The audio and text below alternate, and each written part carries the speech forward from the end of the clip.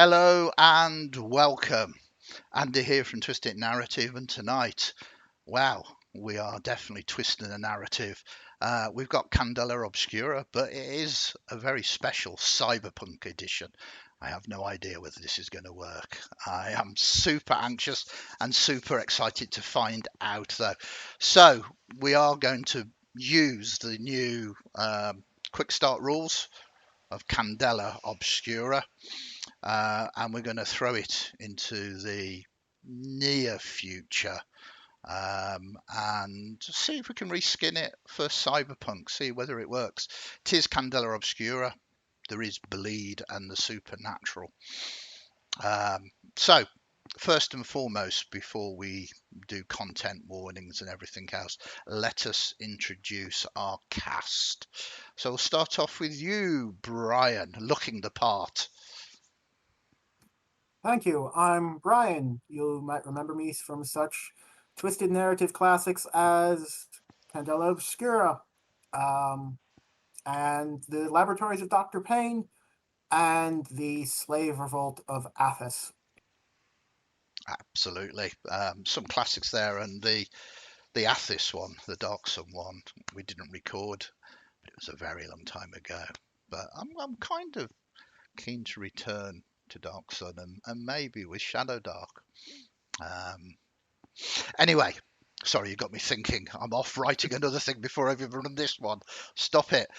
Next in line, we have Kyle. Greetings and salutations, one and all. My name's Kyle. I am looking forward to my first dip into a cyberpunk setting. I mean, yeah, this is. I'm really excited for this because it's not a setting that you're familiar with. So, with it being not really associated with Candela Obscura as well, it's like the perfect opportunity to test all of this out. Um, if you've got a cast that are super familiar with the genre, then to be honest, you don't really need me because you can go off and you can quote Johnny Mnemonic, you can quote Barbed Wire, The Matrix, and everything else, and have a jolly good time. So, genuinely, I kind of am very excited to try and introduce you to the genre, see whether you like it. It's not necessarily everybody's taste, so I feel a challenge. Last but not least, and down at the bottom there, we have Malcolm. Thank you, and good evening, all. A regular with Andy's Shadow Dark campaign set in Ibai and also the earlier Smoke campaign. I've played Shadowrun for many years, so very familiar with what you might call the heroic fantasy version of Cyberpunk, and very interested to see how that lends itself to a more toned down, suspenseful, perhaps slightly more horror based. This is my first time playing the system Candela Obscura, so I have some things to learn too. Yeah, and what I said to Kyle is exactly you're very familiar with cyberpunk-esque kind of systems, as you say. Shadowrun, one of my favourite settings ever. But you never played Candela Obscura, so we're all learning together. And the more that I play Candela, the more that I'm finding some really sweet nuances, and because we haven't got the whole rules, I don't know whether we're home brewing it or it's stuff that will come out in the main rules as well. But it is a journey and it is a story. So, Cyberpunk Candela Obscura. First and foremost, this is a horror game.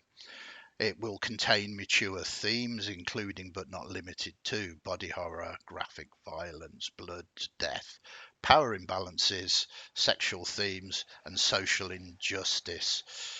Please watch at your own discretion, and if you need to take a break from it, please do. Your well-being is far more important than us playing a game. I know the cast very well. I've played numerous games and I know their lines and veils, but if I overstep at any point, please shout up and we can close the scenes, draw down lines, draw lines, pull down veils, etc. Something we take very importantly. At the end of the day, this is a game, and it's for pleasure and enjoyment, both to you, cast, and to the general viewer.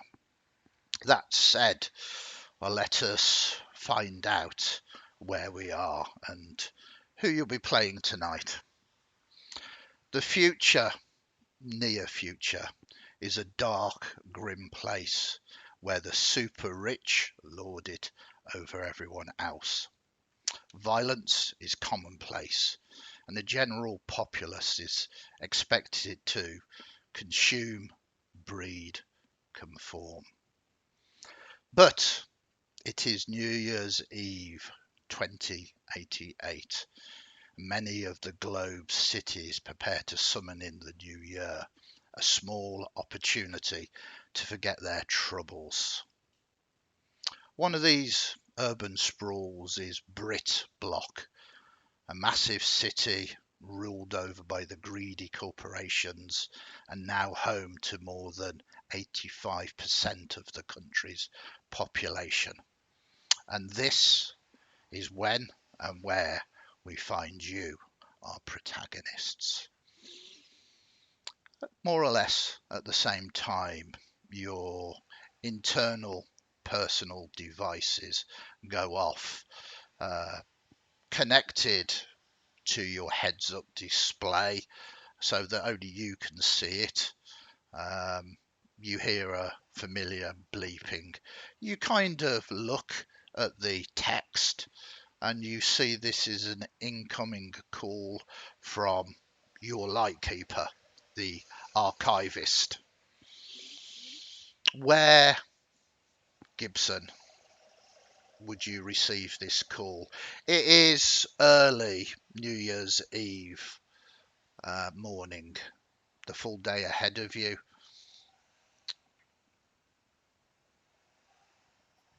Gibson, I don't know. Gibson is floating on crystal blue water on a tropical beach somewhere with a coconut drink in their hand, and seabirds flying overhead, and then there's a sudden bleeping, and a little green box appears in front of me. I'm like, oh, I was having such a nice day, and swiping to one side, I'm suddenly just floating in a black space, and I tap the box, and it comes up, and that's the phone call. I am currently plugged in, and therefore, well, where I'm paying attention is not where I actually am. Yeah. And your ident, what do you look like? I look like Gibson is my screen name, in effect. Looks like a teenager, dressed in black, hoodie, glasses, very, very much like this. Um, fairly nondescript though, Yeah, that's best to be these days, especially in your profession. Okay, we're going to move across to Nightwing. As I say, it's early on New Year's Eve morning. Um, where would you receive this call? Nightwing is probably at home, going about his usual routine. The fact it's New Year's Eve means little to the ex-military man, special forces. The only thing at this point is he's probably got himself a list of chores to be getting on with. The gym will be included in such, that kind of thing. So a practical day until he is interrupted. Okay, it's an early start, and well, yeah, still work out physical exercise. Mhm. Something that the elite have time for, or those that actually need their muscle to Mm. still be in working condition for the jobs they do. Last but not least, same question to you, Tony. I think Tony will be trying to take advantage of probably large amounts of alcohol consumed at people's lowered inhibition and sending out a fairly sizable amount of worms to see if he can get into any other networks. Okay, so early fishing for you. I mean, everybody will probably be relaxing today, and everybody's sending messages of Happy New Year very, very soon, perhaps setting up something for that. But you all received the calls, and the archivist sort of speaks. You've never really met your lightkeeper. There's no real need. But you've all reached out, all having unusual happenings to you one way or another. And your questions led it to him. And finally, you got brought in to this secret society. They still exist in the dark future, more now than ever, really. So does conspiracies. But the archivist has attempted to show you the way, and you have formed um, a circle of sorts. One could be argued 3 is a triangle, but that's esoteric geometry for you. I'm sorry, he says. I say he. You have no idea of the gender of this individual. Each time he speaks to you, they speak to you, she speaks to you. The image seems to be different, and so does the voice modulator that quite simply changes their ident. Sorry, it is a busy day for most, but I have it on good authority that something is wrong, very wrong. You no doubt will all be aware of the murders that have been going on since August. I mean, there are many, many murders on a daily basis here, but there are some specific ones that have been picked up by all the media outlets and scream sheets, and they have been sensationalizing them since the news first broke on the first murder, the early morning of the 31st of August 2088. That murder was accompanied with a bloody message painted on the wall above the corpse, simply reading, "Jack's back." A copycat murder of the historical figure of Jack the Ripper. Everybody thought it was a one-off, and then the next, and then the next, and then the next. Only 4 murders when in a single day in Brit Block the amount of deaths easily total in the hundreds. But these 4 murders have captured the imagination of the entire populace. There have been numerous copycat killings that have followed. There is whispers of red rooms that feature their very own Jack the Ripper. And of course, illegal brain dances are available too. So you can live that moment either as the victim or the perpetrator. But there has been no capture, even with the technologies and the forensic science. And one wonders why. That's the information that you would all be aware of. The archivist continues. Well, it seems that we have received new information, and I'm not sure. I need you to unite again, pull your circle together, and investigate.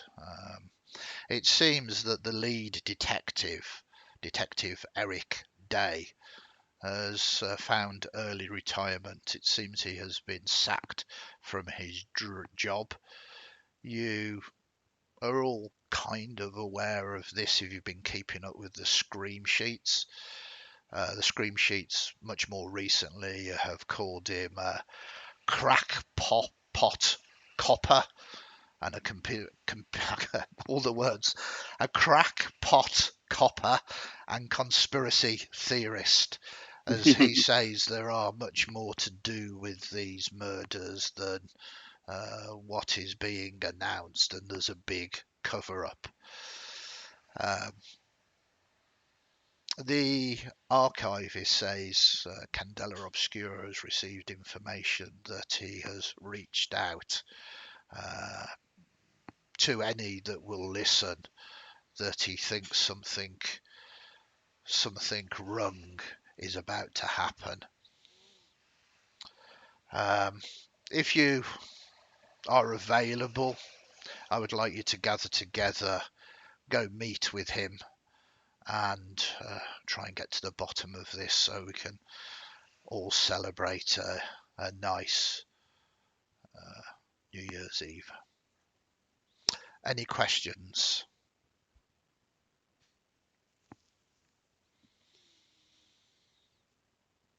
This is kind of a group call as well. You'll all be aware that you are all being spoken to at the same time. Where can the detective be located? I'll send you the deets straight away, and it pops up. He lives in a rather run-down apartment. The apartment block is Nelson Mandela House, a high-rise tower block in Peckham, South London. You have the address in the apartment. The archivist says you will need to tread carefully around him. I'm not entirely sure whether he has suffered in his investigations. He seems to be paranoid. Also, I mean, he quite well be just a conspiracy theorist at the end of the day. But the organisation has asked me to reach out to you. I am reaching out to you to see if you get to the bottom of it. Will he be expecting the three of us? He'll be expecting someone from our organisation. But he does not know much about our organisation. So once again, we are a secret society. We don't want our name splashed across the scream sheets. So a degree of care needs to be taken. You know what these medias are like. Anything to get a good story. Of course. Happy that discretion is part of the procedure. Absolutely. Well, if there's nothing else, I'll leave you to it. You know my number. If you've got any further questions, I wish you all well. And with that, he discommunicates himself, leaving the three of you to talk. If you want, it's a secure line, you know that, or you can arrange to meet physically somewhere. Well, given that I might know the nature of my companions within the circle, the meet space might not be their first choice. So let us continue here for a moment. Given that we will have heard only what the press is screaming about these matters, what's the odds of us doing a little legwork before we make our way across to meet our investigator? Perhaps an opportunity to do a little research. I mean, that's not particularly difficult. I've got at least half a dozen news networks I can get into. That's it. And then maybe even something somewhat more formal. I don't know how the Mount Everest of hacks we might find knocking on the police's electronic door, as much as we might have one. Oh, you want to do it the fun way? Oh well, Nighthawk, you're usually so straight-laced. Information is the most powerful in any opportunity. So we can speak to the man, and we will speak to the man, but I'd like a little ground to stand on before we do. Tony, thoughts? The police network's always a goldmine of information, as long as you don't get caught. Yeah, so keep your fingers somewhat on task, if I might be so bold. The lace isn't quite as loose as others might have you believe. He's not going to let me play in the weeds again. He's going to do the job and leave. Yes, incidental swiping of what you might consider valuable. At this point, as we've just been reminded, fingerprints of any kind is a bad idea. Okay, out of character now. Yes, Just for a boss. second, I'm happy to play bad cop. So it sounds very much like, I mean, there's obviously the easy thing to do, which is to monitor the news networks, and that's not going to take any hacking. That is fundamentally a kind of almost just a research role as you read through them and try and familiarize them. If you want to break into NSY, which is the current equivalent of New Scotland Yard, they're going to have heavy firewalls, security, ICE, and everything else, as one would be expected to. Now, what's interesting about Candela Obscura is if you get a 6, it's a success. So, but if you get failures, there's different levels of failures. There's, well, you just don't manage to do it. To, oh, you have received marks. And sort of trying to hack into NSY is one of those times that you would receive both heavy complications and marks should you try to do that. So you have options there, basically. I'm happy to give it a go hacking into if you want. We'd also potentially go see the physical scenes and see if we can discern anything of note. If there might not be anything left of them, if they're back a little while, but... So this is the future. You won't get anything from the physical scene. Well, I say you won't, but they are assumed. Bearing in mind the first one was in August and it's now in December. I mean, it will be compromised without a doubt. But because we are in the near future, the scenes will have been heavily recorded with very complex CSI equipment. So all the scenes would be recorded virtually at the time of the thing. So again, you would have to hack in or find another way of visiting the scenes, but you could visit the scenes virtually, which is better than going to the scenes now after the effect, as it were, really. A kind of setting question, GM Yeah. Andy. Given that we are aware of the supernatural as the organization in the lighthouse, Yeah. bleed and instances of interference by the supernatural, Yeah.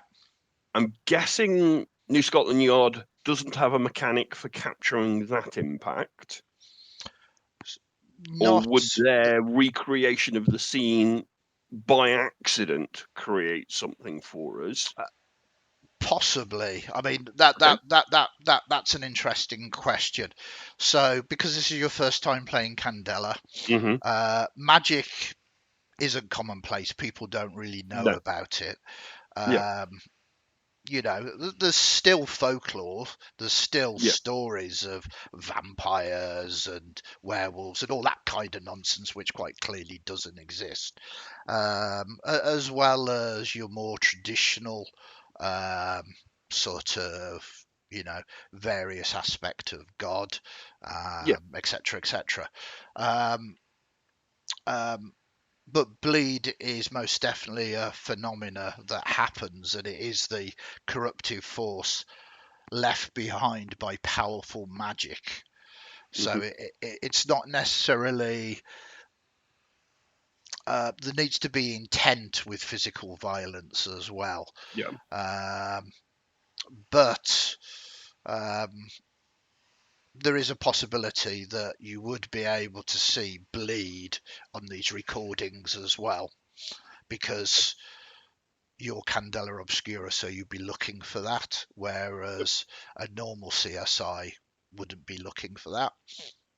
That's what my thinking behind accidentally capturing. Yeah, yeah, And also, would the impact of bleed potentially last longer because people didn't know to interrupt it, interfere with it in the physical space?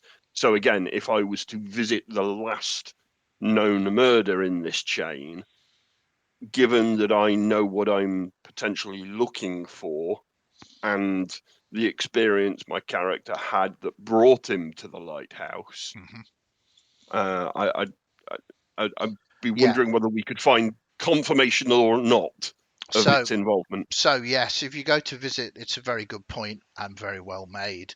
If you go to the physical site, Hmm. if any bleed was created, it would still be there, even though the crime scene has been sort of Yes. cleaned up. But bleed would remain there unless someone like yourselves had come and cleaned it up after the Yep. effect. It would take deliberate intent by somebody with knowledge. Yeah, yeah. Yep. Good. So, I'd be happy to do that as necessary, but it'd be interesting to see if we can learn anything first without taking too much risk of exposing ourselves, Tony. I have an idea that might work as an end around on this. All good? Um, it's 2088. Even 60 years ago, they had way too much CCTV. Hmm. Would it be possible for us to, rather than hacking into the police department and their heavy ice and their firewalls, could we instead get into the CCTV companies, which are likely to be more lightly defended, Hmm. and sort of do one of these, movie montage type things where they're putting all the different camera bits together to create a cohesive picture, or even a virtual site visit at Hmm. that time on the CCTV. Absolutely.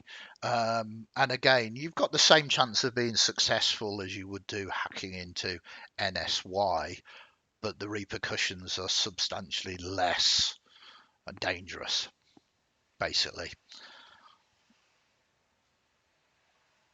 So So, yes, making the recreation ourselves from the raw materials sounds like a good plan. Good shout, Mr. Gibson.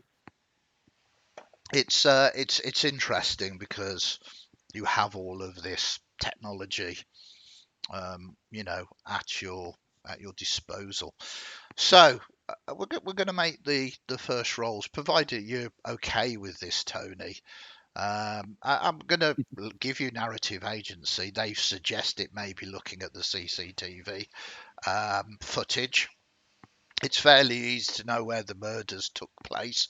As I say, these have been heavily covered by media outlets. Um, or you can go your own way and go, sod it, I'm going to try NSY. I'll try the CCTV first. Okay. No Um, one really wants the Sweeney knocking on their door. Interesting, the Sweeney, the flying squad, which still exists, tends to cover robberies rather than serial killers. But they called the flying squad, and they're called the Sweeney because it was once rhyming slang. They were known as Sweeney Todd, flying squad, and shortened to the Sweeney. Fact for you. But yeah, you don't really want them kicking your door down. So what we need off you is to decide the level of the role you are going to make. First and foremost, we're reskinning everything. So you're playing a slink in Candela Obscura, but re-envisioned as a net runner, a hacker. So what skill do you think you should roll for this? I don't know a huge amount of hacking, but I'm guessing perhaps either hiding from any Yeah. if works or maybe surveying for searching it out. I think either of those good, but I mean, not getting caught in cyberspace in the Matrix is good. So I think, and we don't want to make this a complex action with multiple roles. So, well, this is the whole thing about Candela is it's designed to be kind of fast moving, and rather than go, well, you need to hack him first, then you need to avoid being detected, then you need to take down the ice, and then you need to find the information. You just do a single roll to accomplish all of this. So I'm happy with the hide. Now, hide is good for you, obviously. Being a slink, you have 2 dice, one of which is gilded. Now, because this is Candela, if anybody else has drives in cunning, you can, if you want, donate one of those, just a single one, unfortunately, to Tony to make this successful. I will though warn you that it probably isn't needed for the moment. This is me being a nice gem. I'm going to be less nice in a little while. But of course, you've only got 2 dice, so if you want to up your gains, you can spend some of your own cunning.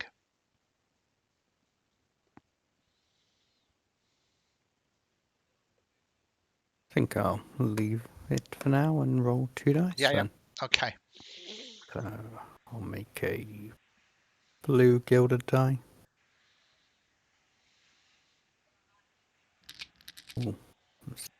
Okay. So 2 fails. The blue is the gilded dice, though, so you can choose that one and get your drive back. Yes, that would have been sensible to spend one. Yeah. Get it back. Very well. So you sort of go in, but there's a little bit of narrative agency here, which is why I didn't kind of twist your arms to spend some dice. The failure isn't your fault. As you go in, you search for the information and you very rapidly come to the conclusion it's missing. It's been taken, it's been deleted on all of the murders. Yeah, this is showing signs of some kind of cover up. This isn't a mistake. Unfortunately, you can't work out the full details of it, but yeah, something untoward is happening here. Okay, I will relay that the files have been removed. If we want to try and get it, might have to try the police department. Wonder if our lead investigator might have made a copy before we start knocking on New Scotland Yard's door, shall we ask the disgruntled former employee thereof? Did say he was paranoid. Records are probably being kept. Mm. Just before we go to do that, would it be possible for me to try and find any fingerprints of whoever went in there and took this data out? You can certainly try. This is again going to be not a more difficult role because the odds are always the same, but it's going to be hazardous because whoever did it has probably put kind of alarms to indicate if anybody is looking for any signatures. So you need a good success to avoid complications, basically. But you can certainly try if you want. I'm looking at the different categories of skills, Hmm. and I'm thinking this would be a focus role because it's inspecting, analyzing, and remembering. Yeah. And again, you're working as a circle here, and it is all about group play. We can easily have the narrative agency that Tony has got you all in, so you could sort of see that, and now you can lean into that focus. You are actually playing a weird, aren't you? Sorry, it's basically an occultist. Um, so someone who's skilled in the occult, but also in cyberspace. So your focus is 2 plus a gilded. The offer goes for spending drives. This is a far more critical one to get right. I don't have drive and intuition. Then unfortunately you can't donate That's- any of it. It needs to be for the same block. Yes, that's what I was thinking from my Yeah. understanding. But Tony, if you did, uh, given that you were leading the investigation in this, there's a fairly straight, narrow narrative line for you to make this easier if possible. Very well. I will Okay. help keep him in the background. Yeah. So with one from Tony, that puts you up to 3 dice. You can, of course, spend up to your maximum amount of drive that you've got in intuition. I'll spend 1. Okay, so that gives you 4 dice, one of which is a gilded dice. Silver will be the gilded. Perfect.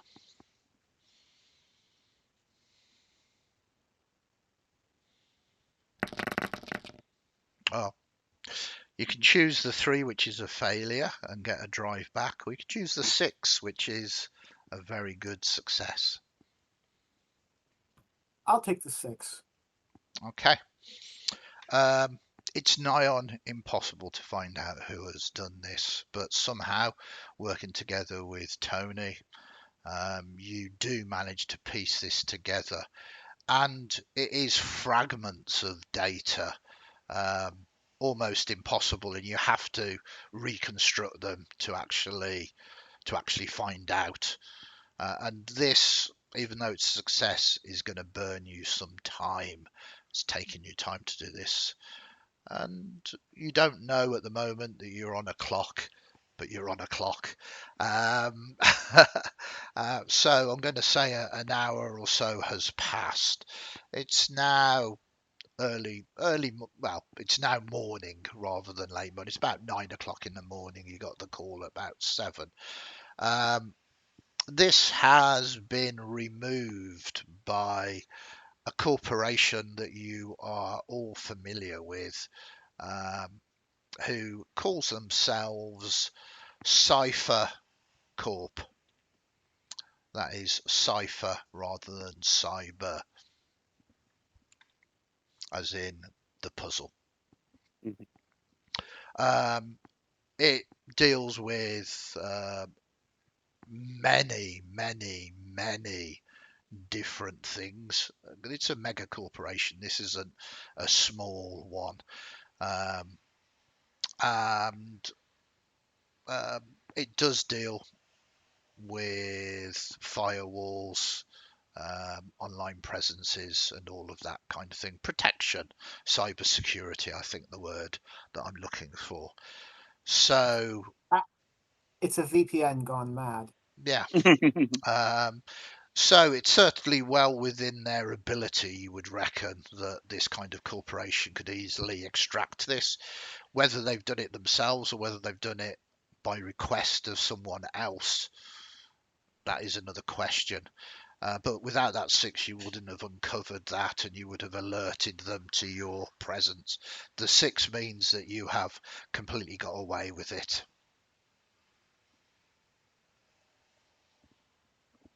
Typical corpo rats putting their fingers in all the pies. That is their way. Mhm.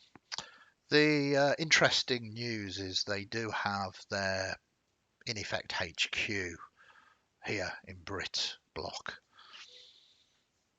They are a global corporation, as I say, a megacorp, but their base of operations is actually here.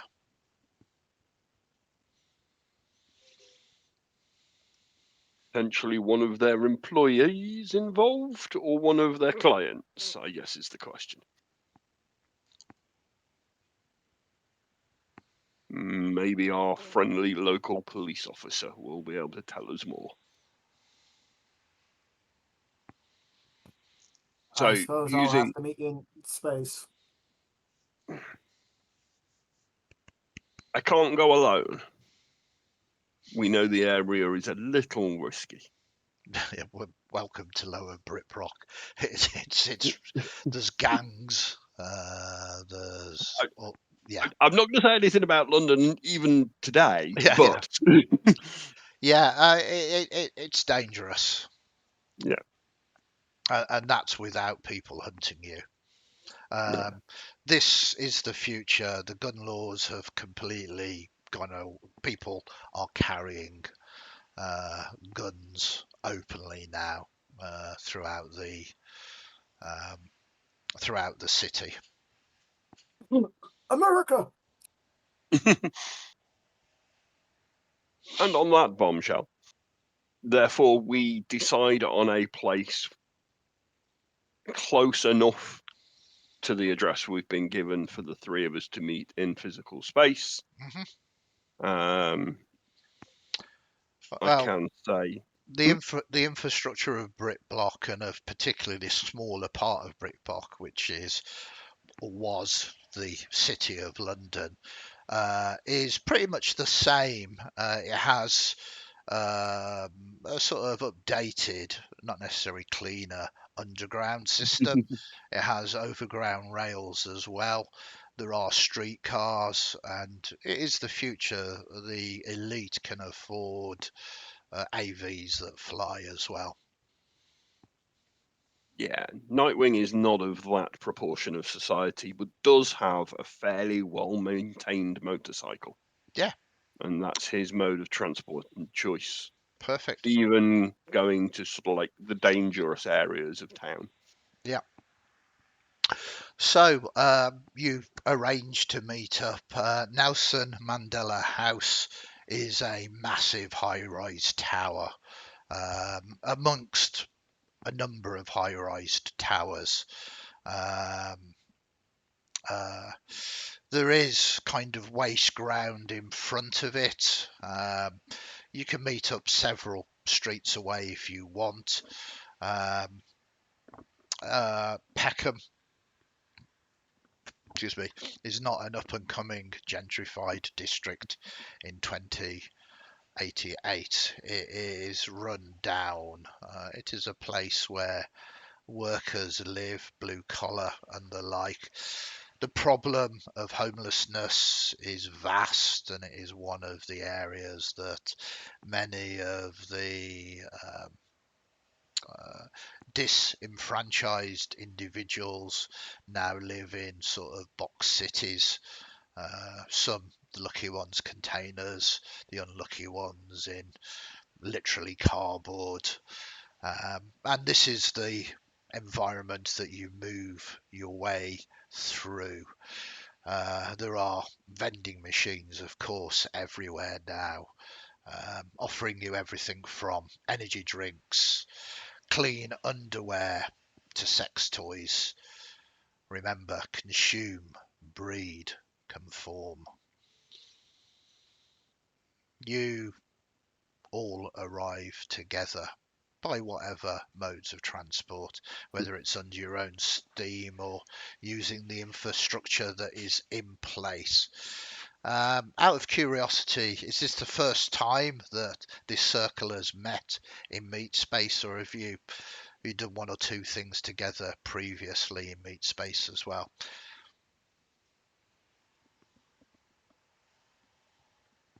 It's not. Nightwing is Nightwing is primarily Meat Space, Yeah. so there may have been instances of you working in Overwatch, but it's more than likely that if I needed a partner for anything, the world has to come first, unfortunately.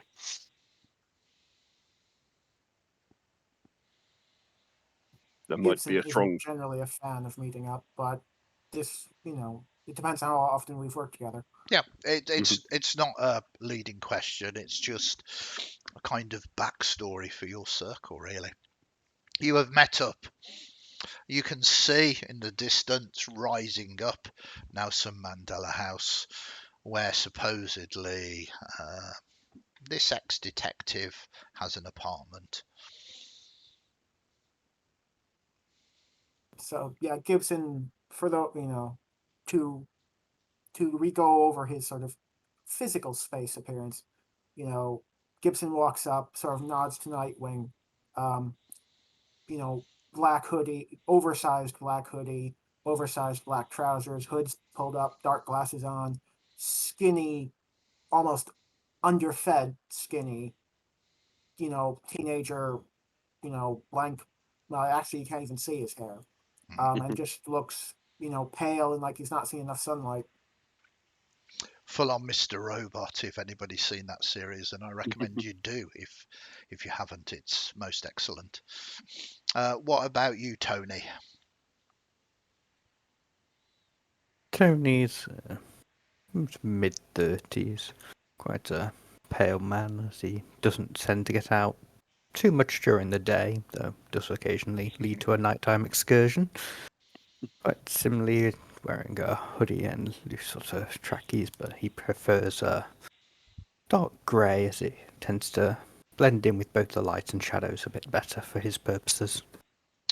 Very good. And an important question coming up.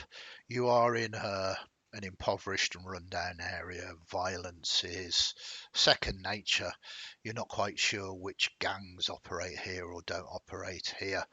Have any of you brought any weaponry with you? And if so, what have you brought? We'll start off with the person that is most likely to have brought weaponry, Nightwing. Yeah, Nightwing.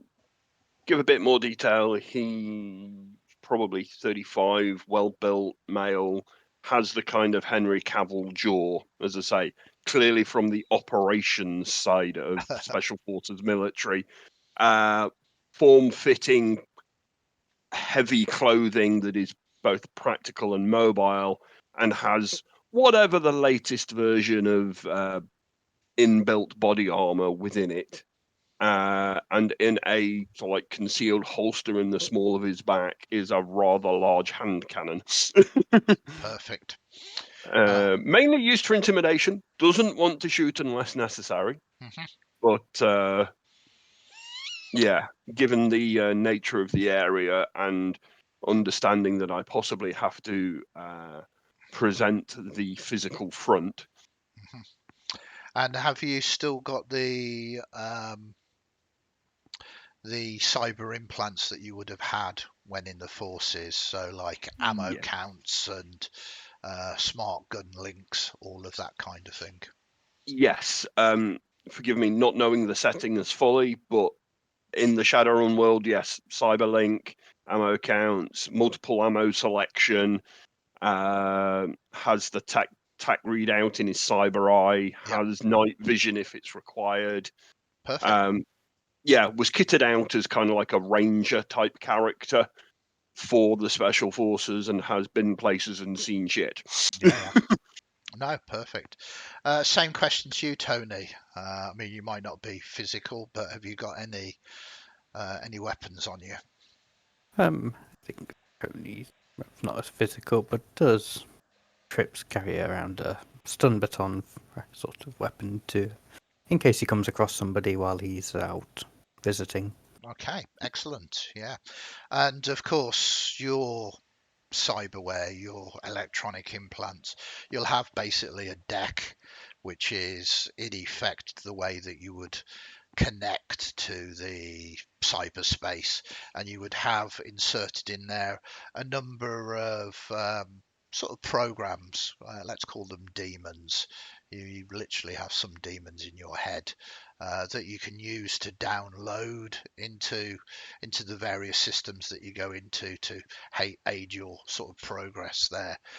Most of them are probably um, not designed to cause damage, but designed to um, disorientate and deal with various ice and the like, to be able to hack your way into various systems and through various security electronics.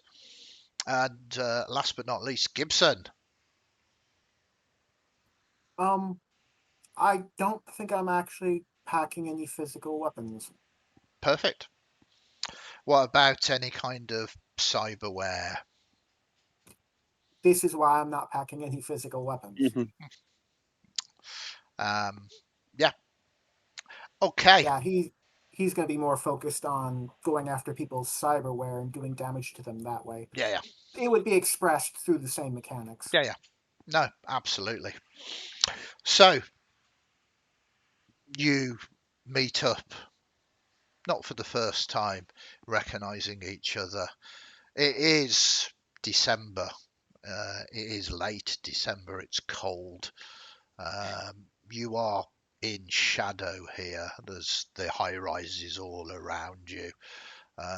Literally, the refuse piles of it. There hasn't been collections here in probably a decade, so the junk has just sort of grown and grown and grown into sort of piles. What would you like to do? Do you have any last minute plans that you wish to discuss, or are you going to head towards the apartment of Detective Day? Ex Detective Day. Can't think of anything. I just obviously let my companions know that should it come to it, do the best to keep yourself safe. And I will attempt to put myself between yourselves and any harm. Do you want us to perhaps see if we can gather any information on him quickly before we head in? Perhaps not through something as secure as the police network, but social media.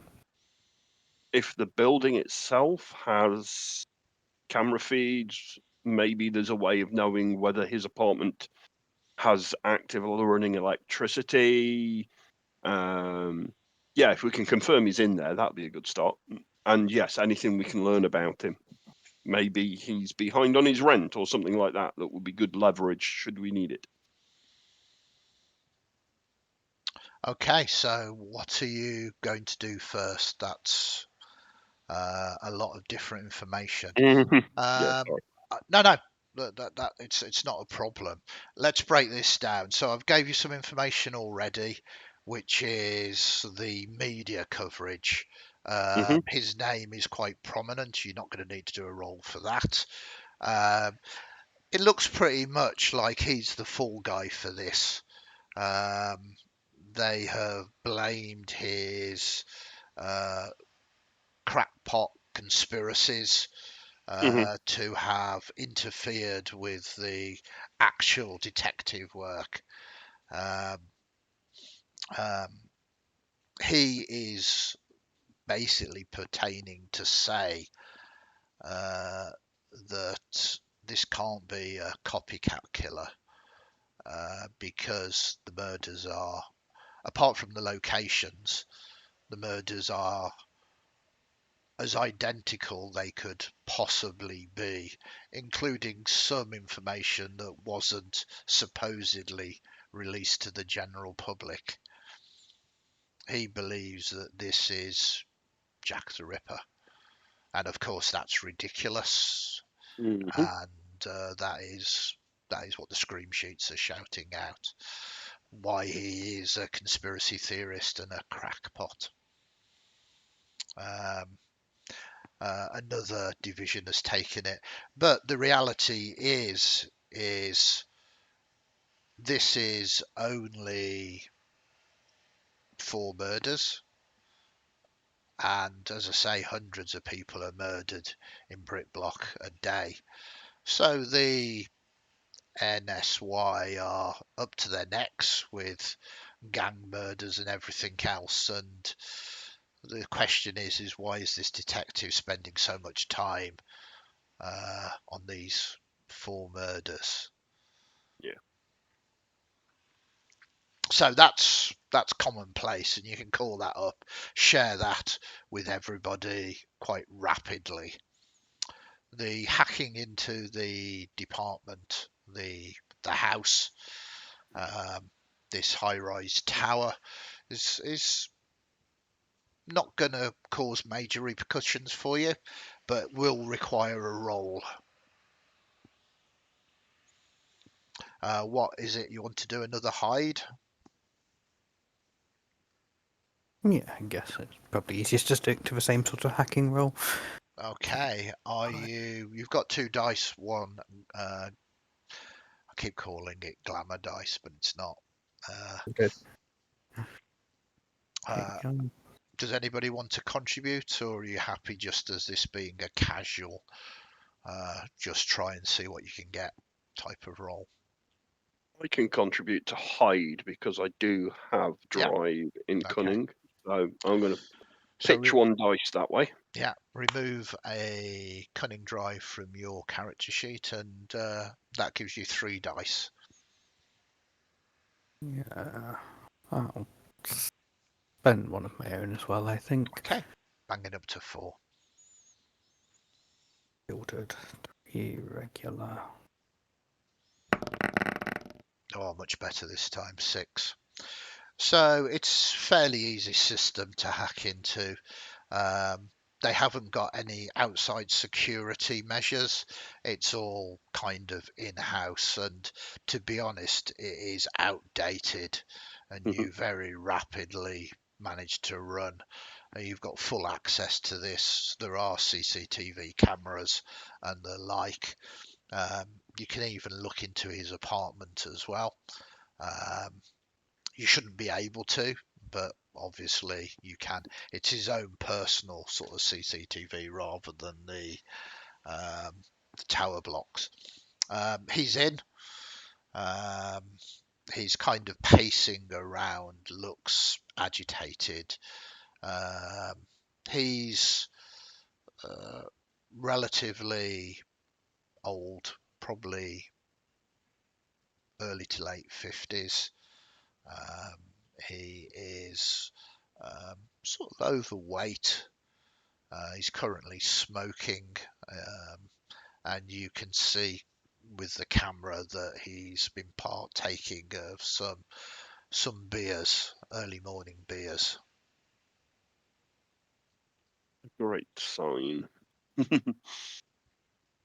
His apartment isn't glamorous. It is uh, more or less a single room with a kind of small alcove with the bed in, a sort of sitting area, the equivalent of futuristic microwave, and then there's a small shower room, but it's kind of partitioned off in like cubicles rather than it being separate rooms.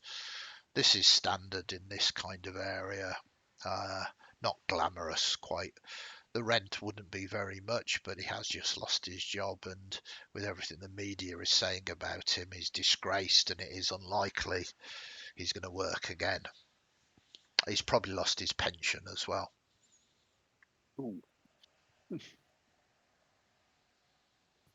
You want to go up and actually talk to this guy in person?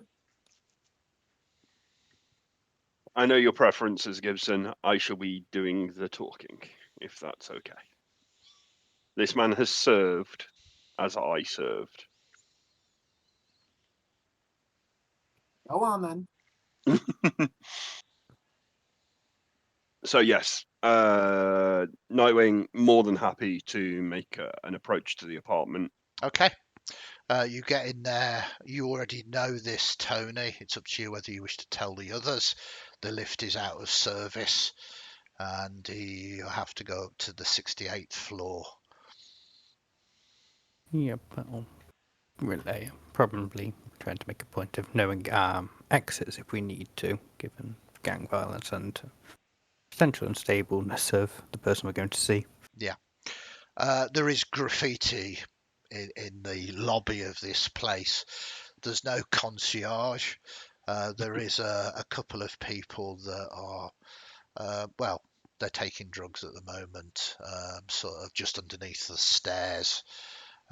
These horrible synthcrete concrete stairs just go round. This is not a glamorous place whatsoever.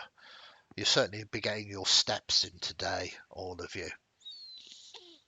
Well, given that my gym session was preemptively interrupted, Nightwing remembers not to double time it up the stairwell as he might have tried. Okay, you make your way up though. Every time you kind of stop at a floor, you just see people in the corridors. You see some of the doors to the apartment smashed open, no more than sort of squats now, more than anything else. But eventually, no one really troubles you. A strange group as you are not encroaching upon anybody's turf, and you kind of look like you can handle yourselves. So currently in this location, there doesn't seem to be any particular trouble. You eventually make it up to the floor that he's on. 26,328, 26,329. I follow along in the back, sullen teenager counting every stair. Yeah, perfect. You are outside his door. You can see that there's a security camera sort of there. He can probably look through that to see who's outside.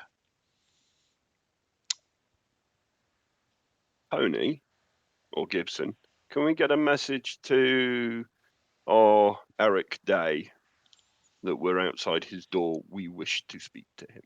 I'd rather not just abruptly knock and interrupt him.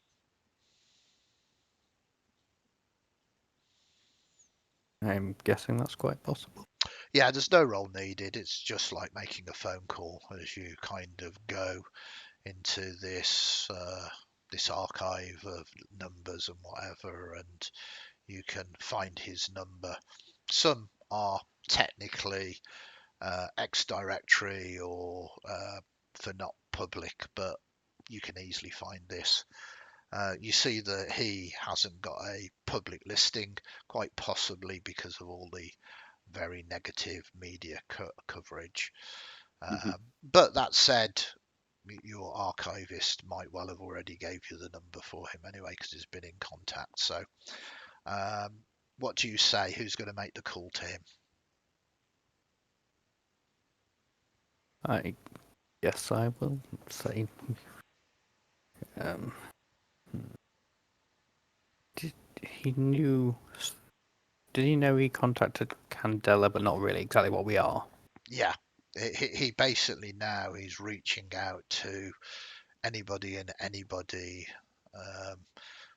trying to get his message across, and he hit Candela Obscura in that reach out. So there is probably other organisations that are aware of him. Whether they're taking it at all seriously or not is difficult. But it seems that Candela Obscura have indicated it's worth at least you taking a look at. Okay, then I'll probably go. Hello, Mr. Dave. Been reaching out to various different peoples, wanting to hear your side of the story of it, and we come to oblige your request. We'd like to hear more about what you've got to say and why you think it's the original Jack Ripper. You're not cranks, are you? You're serious? Oh, I can't take any more. I'm not going to waste my time with anybody else. well, we'll be outside shortly, so it's hardly a prank if we've taken the time to actually come and visit you in Meat Space. Especially where we are, it's not the most safe place. This used to be a good block. Everything's going to hell. It's terrible.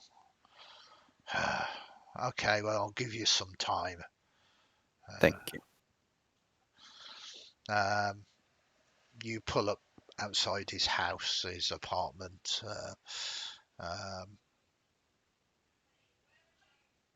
The door opens and you've already seen him. He's sort of standing there. You notice he's got a gun in one hand. He's not pointing at you, but he's got a gun. All right. You best come in, but no funny business. I've had my limit. We fully understand, Mr. Day. We are from the Candela. You have spoken to our light bearer, and so that we are all on the same page. Nightwing withdraws his gun from his concealed holster and genuinely points it at the floor. We also are serious people. And then he puts it away. He beckons you in. The door closes behind you. His apartment is a mess. He hasn't cleaned. There are dirty pots full of synth noodles and the like, half eaten. It smells bad in here as well. Right, well, let's be quick about it then. What can I do for you? What can you do for me? You've got to understand. I'm right. I'm sure I'm right. It's too much of a coincidence.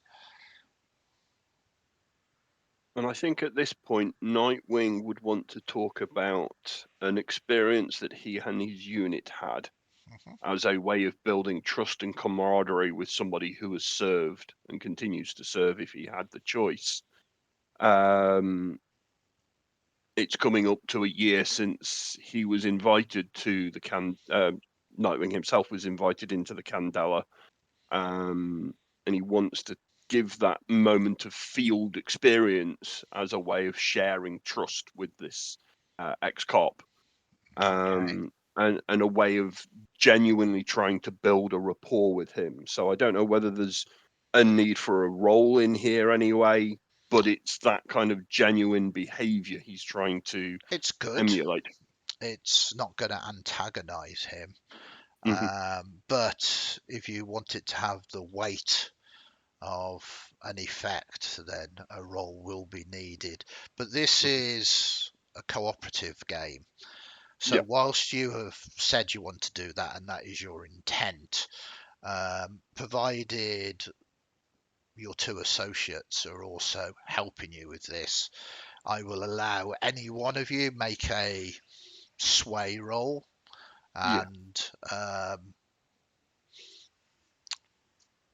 do it. Does anybody want to do that? I can see Gibson shaking his head. Could give it a go. It's not. This I is, I mean, this isn't necessary. Mm. But if you succeed, it will put you in very good stead. Yeah. If you don't succeed, then he might not be as forthcoming, or we can just leave it as a neutral balance. Okay. I literally don't have any points in it. I realised I am not the talky type when it No, came to this this moment. this is But why it yeah, is a cooperative game, and Yep. this is why I'm allowing any of you to make that roll. And it's up to you, Tony, if you believe that.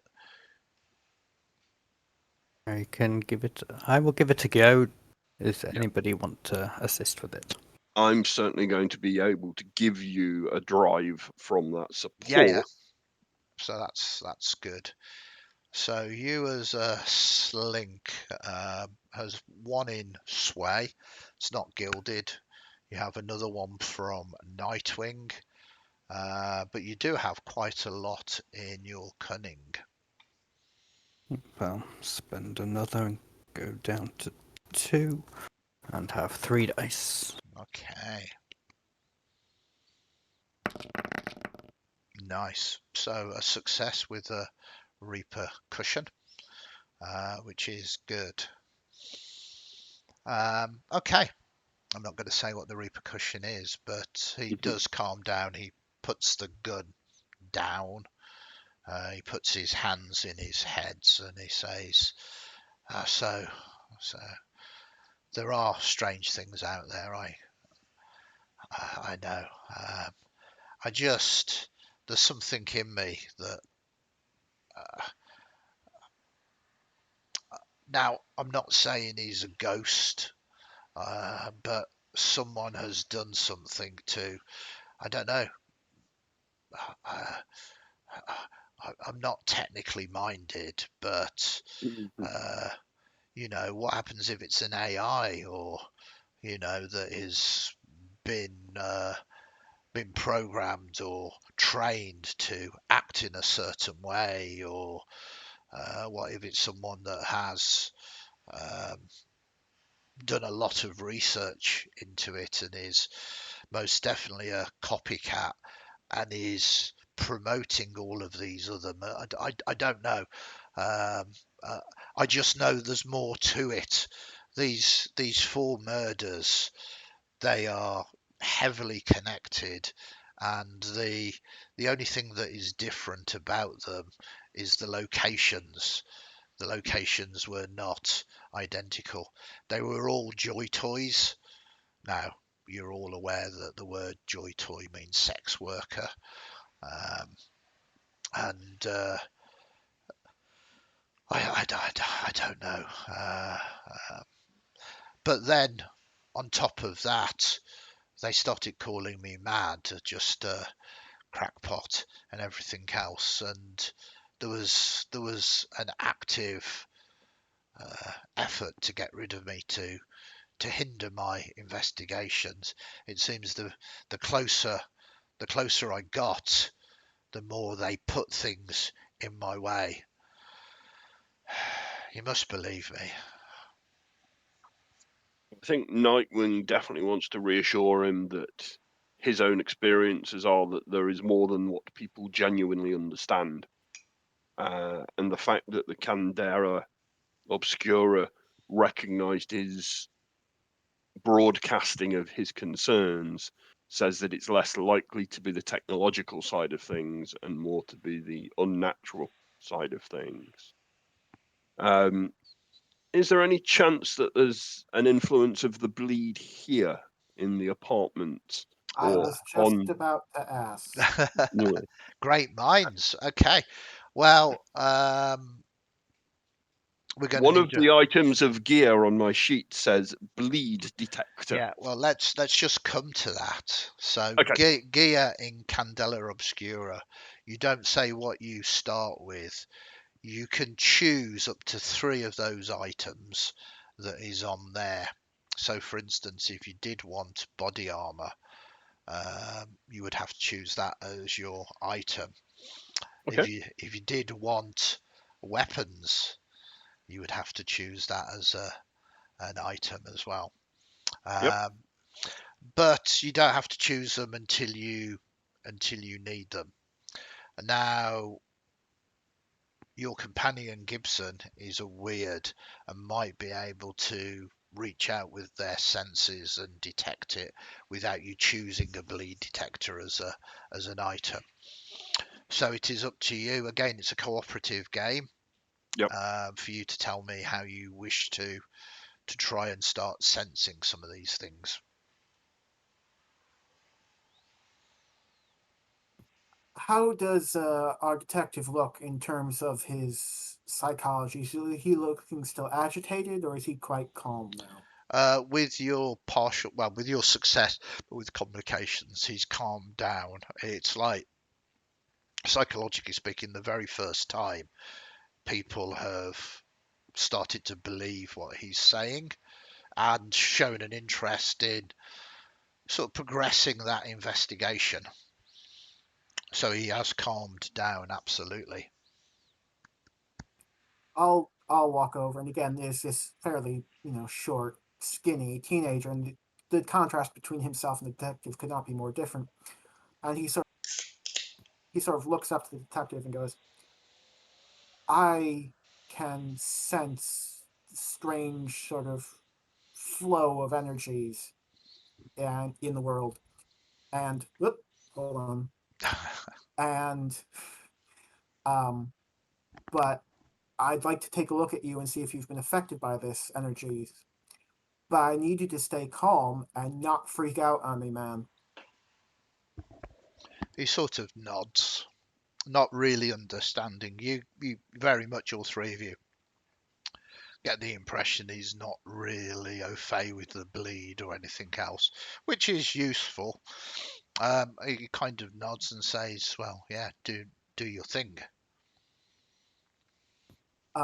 Gibson walks up to him, sort of looks him in the eyes, takes his sunglasses off, and oh, that is bright. And he's probably never done this around the other two members, but he's got no eyes inside. They're just bright green lights showing out. And so he's going to use his open his senses Mhm. to the bleed. Perfect. So, as a weird, you can do this, and I would like you to give me a sense roll. Um, this is intuition. If any of you want to donate, you can. Um, you have 2 plus a gilded dice plus your own intuition drive, so fairly good. And again, I like to be transparent. Failures here aren't like critical. You don't get the impression that if you fail here, you're gonna take a sort of bleed damage or brain damage. This is just a gentle reaching out at the moment. Would my extend your senses trait count on this or not? Extend your senses. When you roll with a sense to understand more about a phenomenon you've encountered, add a number of dice equal to your intuition resistance. Yes, you can certainly do that. So you have 2 more dice. So that's a very nice ability. That is 4 dice, one of which is a gilded dice. I think that'll probably be enough for this. So save Yeah. your drives, fellas.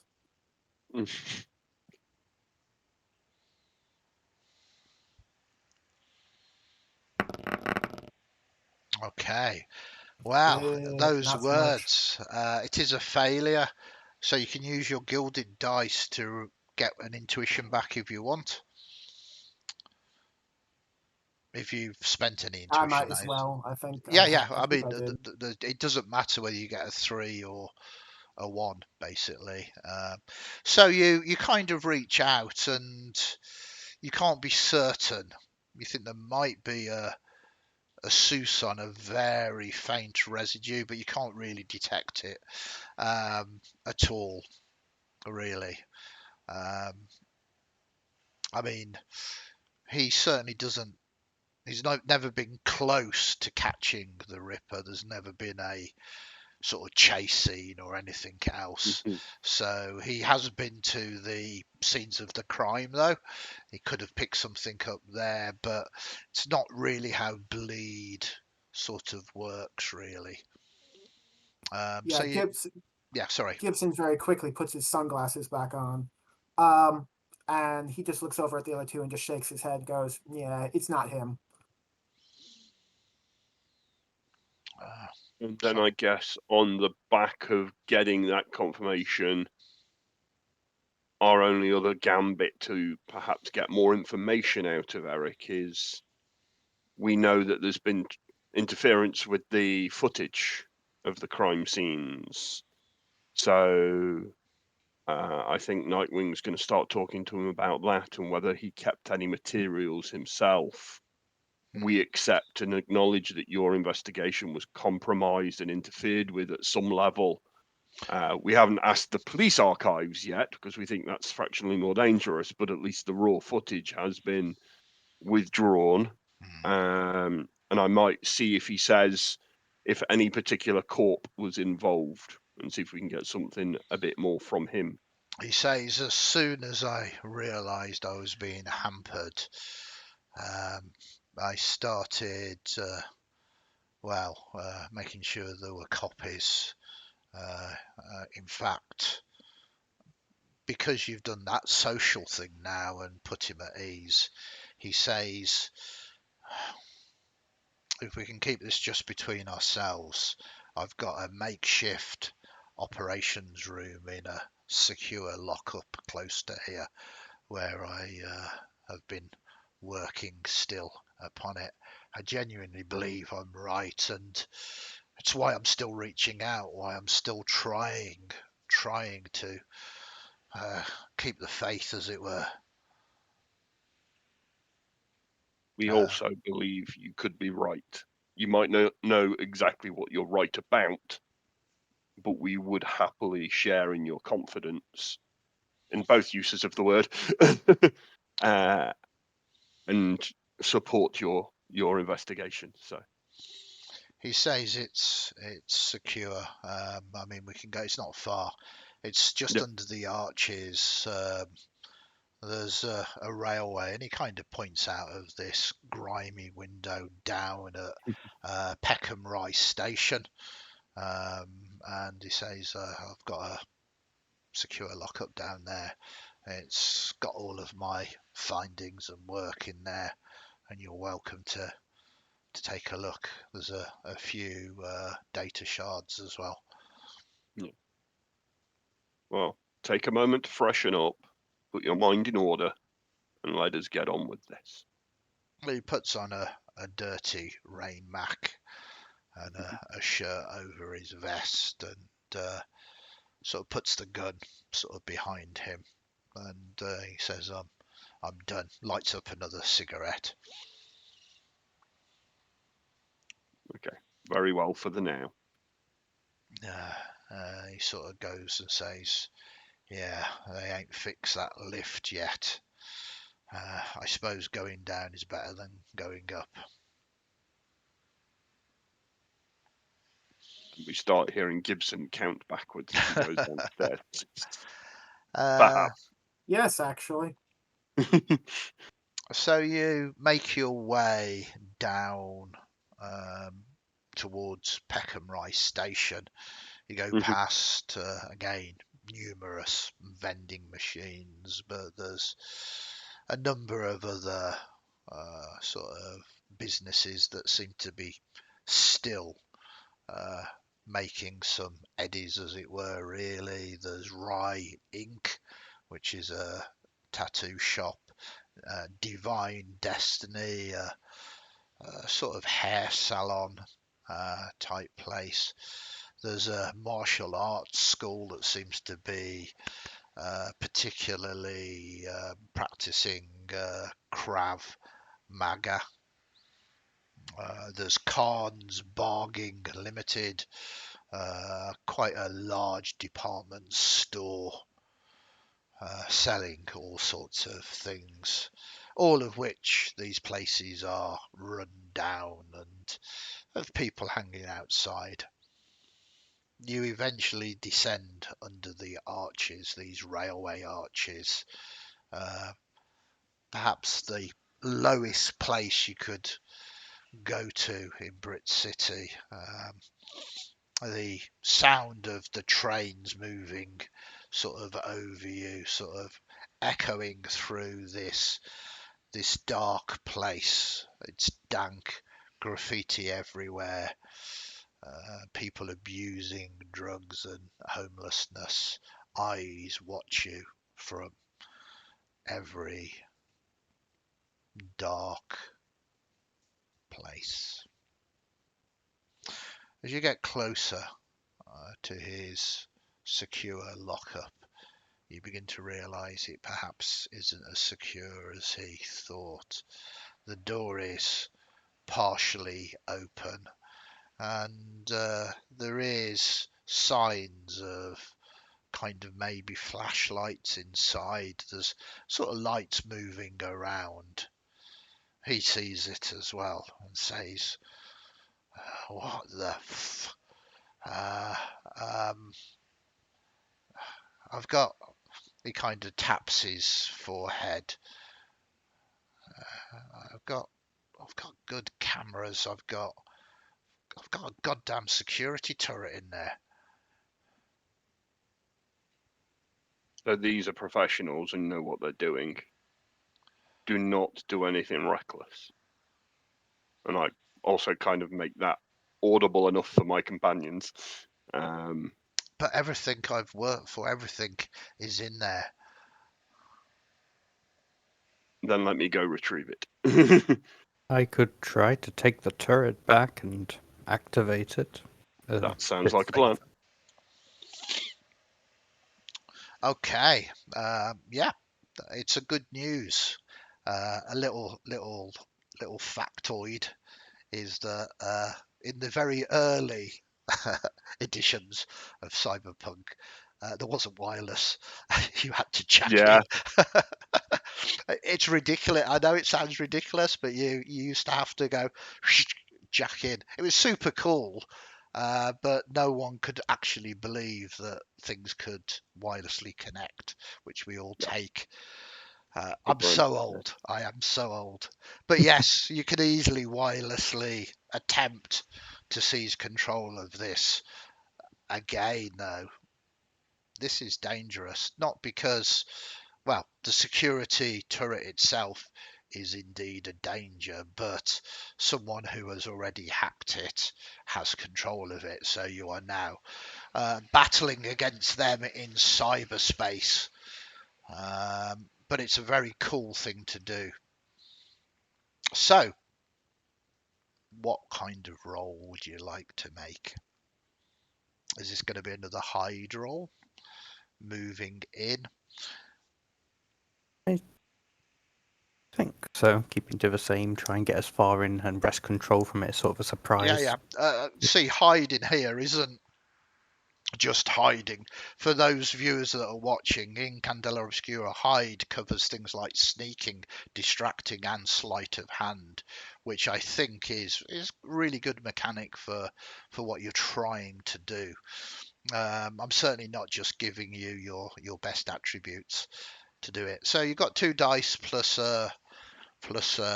gilded dice. You can spend your own drives. This is, I know I keep saying this to you in particular, but this is a critical one. I would donate a drive on that basis anyway, given that I will not find myself doing much in cunning. Yeah, that's fine. So that bangs it up to 3 without you spending any of your other drives. I think that given the situation and the thrill of a chance to fight off against somebody else specialising in it, I'm going to spend my remaining 2 cunning drives on it. Okay, sounds good.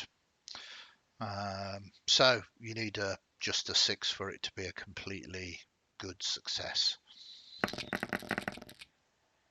Okay, so obviously you have a 4 and a 5 and a 4 on the gilded dice. There's no difference between 4 and 5. It is a success with a complication.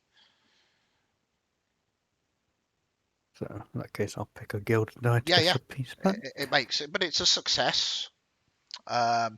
So the first thing you do, there is obviously optical devices on the security turret as well. It needs to be able to recognize what it's shooting at.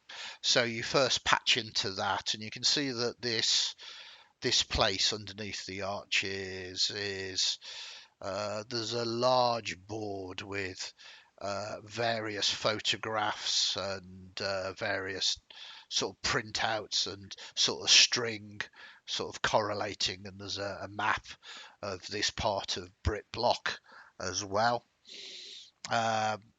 you can see that there are two mercs in there as well. There's a woman, slim, dark skin, dressed in neon cyber goth attire, complete with sort of dreads. You see that she is sitting on what appears to be the desk, and she is sort of saying, "Red, come on, Red, hurry up."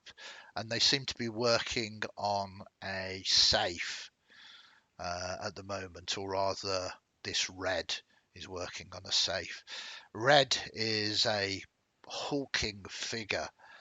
Um, he's got sort of no hair, a sort of bald pate. Um, and you see most of his face does not have any flesh upon it.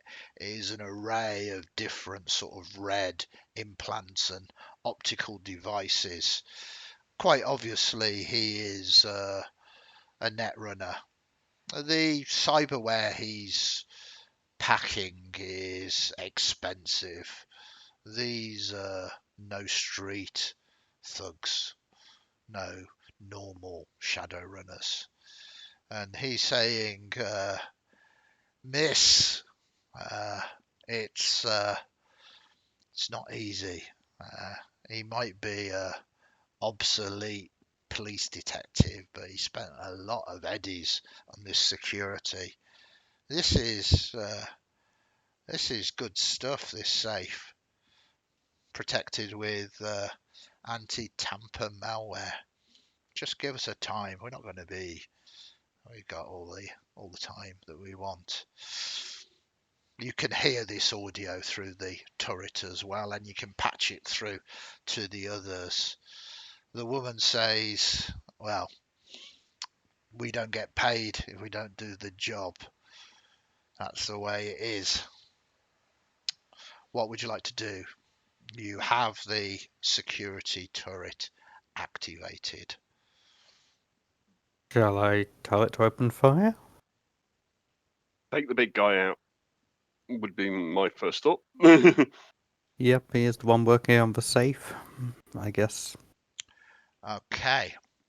So, what I would like you to do is, I want you, because you're in there at the moment, and we're going to use hide as your attack. You're going to have to sort of roll to hit him. So you can operate this with hide. Two dice plus the dice. You can use extra cunning if you want. Other people can help you. Whilst it doesn't seem to make any kind of sense, it's just a cooperative game, and you can use your resources cooperatively as far as I'm concerned. Okay, I'll spend the one cunning drive I got back from the gilded dice and roll 3. Okay. So that's a 6, and it's a gilded 6, which is a complete success. So, to come back to the repercussion before, as you begin to open fire, they react. You still strike them, but this security turret, should just rip through somebody. It does do 3 body damage to him, but it's just not enough to take him out fully, as they begin to activate their defenses and their attacks. So this is what we'll go into. You're all outside at the moment. I'm going to let you as the protagonists kind of act first, but everything is simultaneous. So Yeah. even these will act at the same time, and we resolve everything once everything is resolved. So we'll start off with you, Gibson. Would it be possible for me to do some sort of, in effect, magic kind of attack? Cyberware or something like that. Yeah. More, I think Tony is more like the hacking, the physical hacking, getting into computer systems, whereas I think Gibson deals more in the sort of weird, esoteric code type stuff of cyberware. Software Absolutely. hardware split. Yeah. Yeah, It's very flavoursome. Now, you've had descriptions, but I'm going to, because the great roles Tony's had, you can extend your view through the cameras of this security turret, so you don't necessarily need to go in there to view them. It becomes very obvious very well because basically it seems the one that has been called Miss, she brings out some spurs, some arm spurs, and these sort of spark with electricity. These are serious mercs. These have got state of the art hardware. You also see she reacts faster. She's kind of got improved reflexes as well.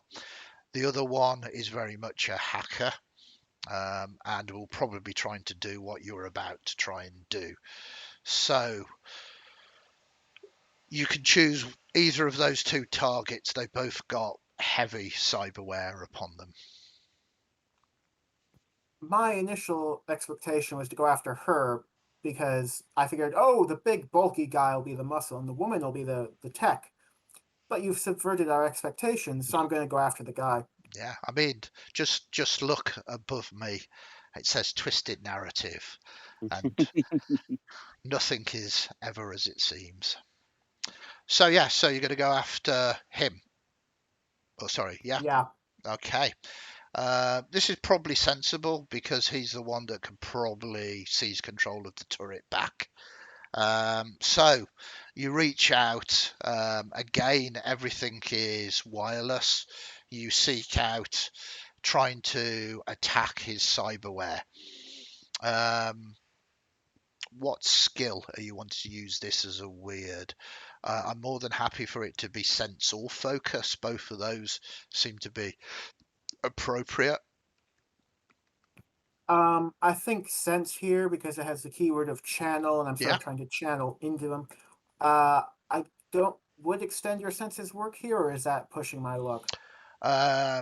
Yeah, that it's to understand more about a phenomenon you've encountered. So that is, it's not overly appropriate, I'm afraid, because you're doing a cyber Yeah, attack. it's entirely different. It's not sensing something. Yeah, It's yeah. or discovering. It is. Yeah. So I'm gonna, because I've got some to burn. I'm gonna use two of my drives as well. Okay, very nice. So the idea of Candela Obscura is it's brutal. There shouldn't really be combat. Combat is fast and furious. If you get a 6, you will take his brain out. You'll just basically overheat him. It's not necessarily dead, but he's out of the fight. If you get a 4 and a 5, you will cause harm to him, but he will survive. If you fail, you just get a fail. There won't be any repercussions to you because this is combat, but he might try and return the thing to you. So you know what your odds are, so you just need to decide the amount of dice that you want to roll for this. As Well, always, that's going to be 4 dice. yep. So you're going to use 2 of your drives, yeah. Yeah. Shots out. Okay, so that's a 5 on your gilded dice. So you do some brain damage to him as you begin to overwire, but he's not out for the count at the moment, which means that he'll be able to do something simultaneously, and he's still going to be up for the next round. We move to Tony. Okay, I guess I'll try and fire the turret again. Okay, same roll, same as, you know what's going on. Okay, that's very good. Is this at the same individual? Yes. Yeah, okay. So that is going to do enough damage to take him down. You already struck him heavily initially when you took surprise. He's still going to do something this round though because it is simultaneous. And then we move to Nightwing. I think Nightwing, knowing that the sentry, the security turret, was going to open fire, did everything he could to get close Yeah. to the thing, and then seeing the reaction of the lady sat on the desk, and she appears to be the one for physical combat. Hmm. As soon as that second burst goes off, he charges the room and basically activates his version of all the same, and goes in for it's going to be effectively super powered melee combat. Perfect. Okay. So this is going to be your muscle roll, and I'm assuming you want to do a strike. Yes, that's where I was looking for. Perfect. How many? What dice So, pool would you like? so I've got 2 marks and the gilded mark. So is that 3 dice or is that 2 with No. 1? So the gilded dice is an additional. It just Okay. replaces. So at the moment you've got 2 dice, one of which would be a gilded dice, and And then I'm going to burn 3 nerve. yeah, it's sometimes best to ensure that you are successful in these Yes, dangerous. so total of 5 dice, one of them gilded. Hmm. For me, the gilded one will be black, Perfect. and then 4 green. Okay, very nice. So you have an interesting choice here. You can go for a total success, which will take her out, but won't give you a drive back, or you can go for the 5, which is a partial success, but won't take her fully out. Understanding how quick and how brutal combat against powered or enhanced individuals Yeah. might be, Nightwing literally goes for the effective kill, the takeout. I'm Okay, taking the 6. perfect. Mhm. No, very sensible. Yeah. And the cinematics with this, it's not like we're playing a sort of, as an example, 5th edition D&D, where this is like a 6-second kind of combat Mm. round. This is an extended scene with you are battling with your cyber, where you two are kind of duking it out, etc., etc. But it's simultaneous, so they get to do something Yeah. before you've taken them both down. We'll start off with the simple one, which is Miss. She's in combat with you. Yep. She's trying to slash you with her sort of electrocuted, powered up cyber Hmm. spurs. So, like I said, this is a player facing roles that I like. So I'm going to need Yep. you to give me a move roll. Yep. And the same goes for you. This is dangerous. So Yeah. if you get a fail, that's 3 bodies, Don't which like that. which is nasty, very nasty. 4 and Mhm. 5, 2 bodies. Success, you don't take any damage at all. Okay. I'm going to do exactly the same thing. I'm burning all 3 of my Okay, remaining drive okay, and have 2 dice, one is which is gilded. So it's the same combination for, as you say, dodge. yeah, Again, taking no chances, understanding the risks involved, okay. You've got the 6, and and I'm that, taking the 6. yeah, don't blame you. That means you went in there. It was brutal, Yep. that sort of combat, but you managed to come out without a mark upon you. Very good, very well done. Okay, move to the slightly more complex action, which is you, Gibson. He was focusing on the security turret, kind of sort of opened up as it kind of starts blasting away at him. He was going to do that, but then he feels your presence burning all of his cyberware, so he is going to return that to you. So I need basically defensive roll. I don't think it's fair to fundamentally say it's nerve, as in move, as dodge, because that's physical and this isn't physical. So I'm going to say exactly the same that you rolled before. This will be a sense roll in defense. You have 2 dice. You can spend up to the amount of drives you have left if you wish to. This is just as dangerous as physical combat, except it will be to your brain rather than to your body. Ow. Yes. I'm going to spend 2 drive. So that'll give me 4 dice in total, I believe. Yes. One of them gilded. That sounds good.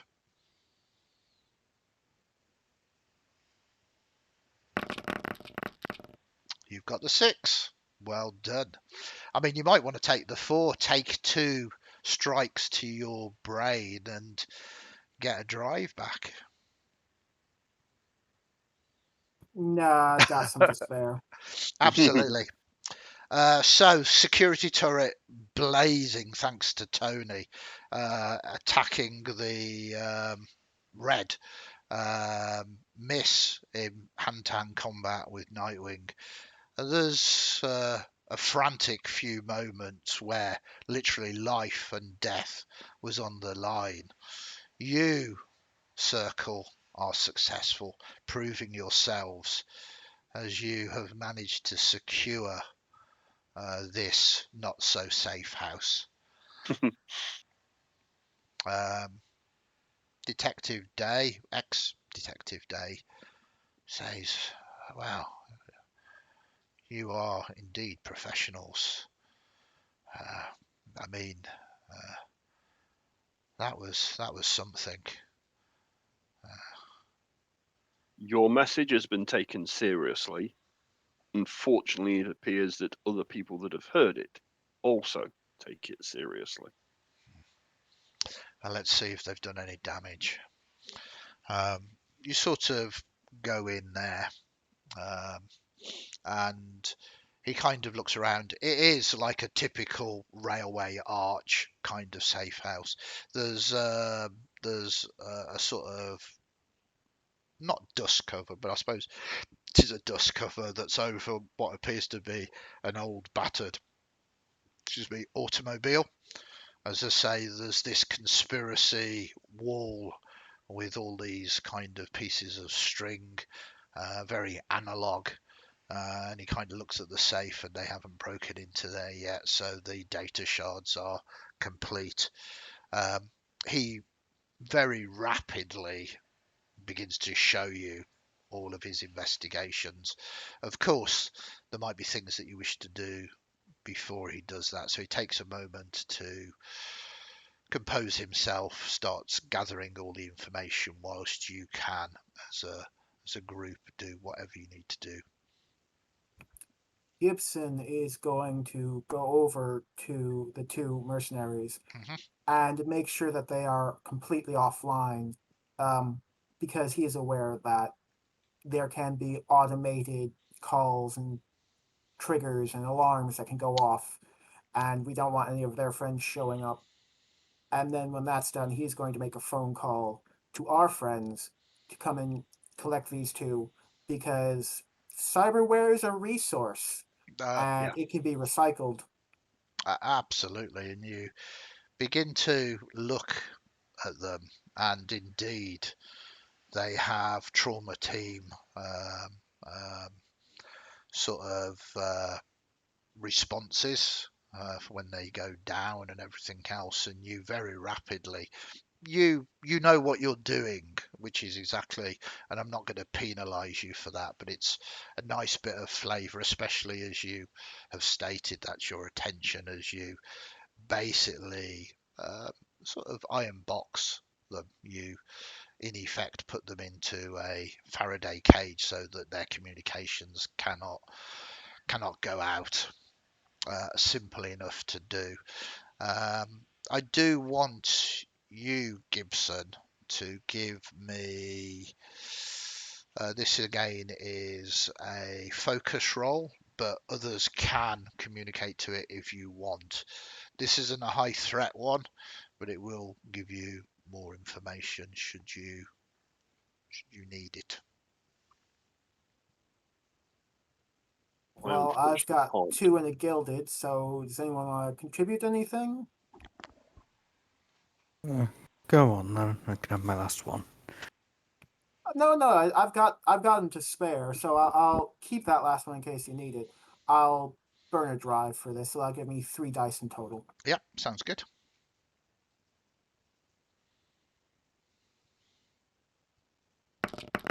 Oh, look at this. You're on a roll now. 6. So yeah, again, it's encrypted, heavily encrypted. One of the signals that is going out, but it's going out to the person that employed them, and that is Cypher Corp. Oh, look. And in a surprise to absolutely no one, they're employed by Cypher Corp. There's not a lot you can do with that, but you've stopped the message going out, and you have identified their employers now as well, which is useful. Very much so. Well done, my friend. But yes, not entirely a surprise. Okay. So, eventually your associates come, Gibson's associates come and take the bodies away, and there is a whole host of information. I mean, 6 months worth, but this ex-detective, has thrown his entire being into gathering information, and there are documents that date back to the 1880s, copies of clippings, facsimiles and the like. There's information that hasn't been released to the public but was property of NSY, etc., etc., etc.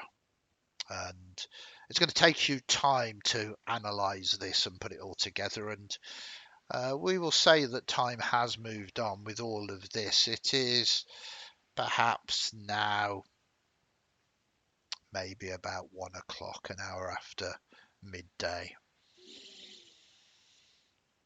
So you're going to have to do a montage. You're going to have to do some kind of analyze roll here to see the things that he hasn't managed to put together, work out if you can find the angle that he does not have the capacity to find, and then apply that to knowledge that you might actually have that is outside of his understanding as well.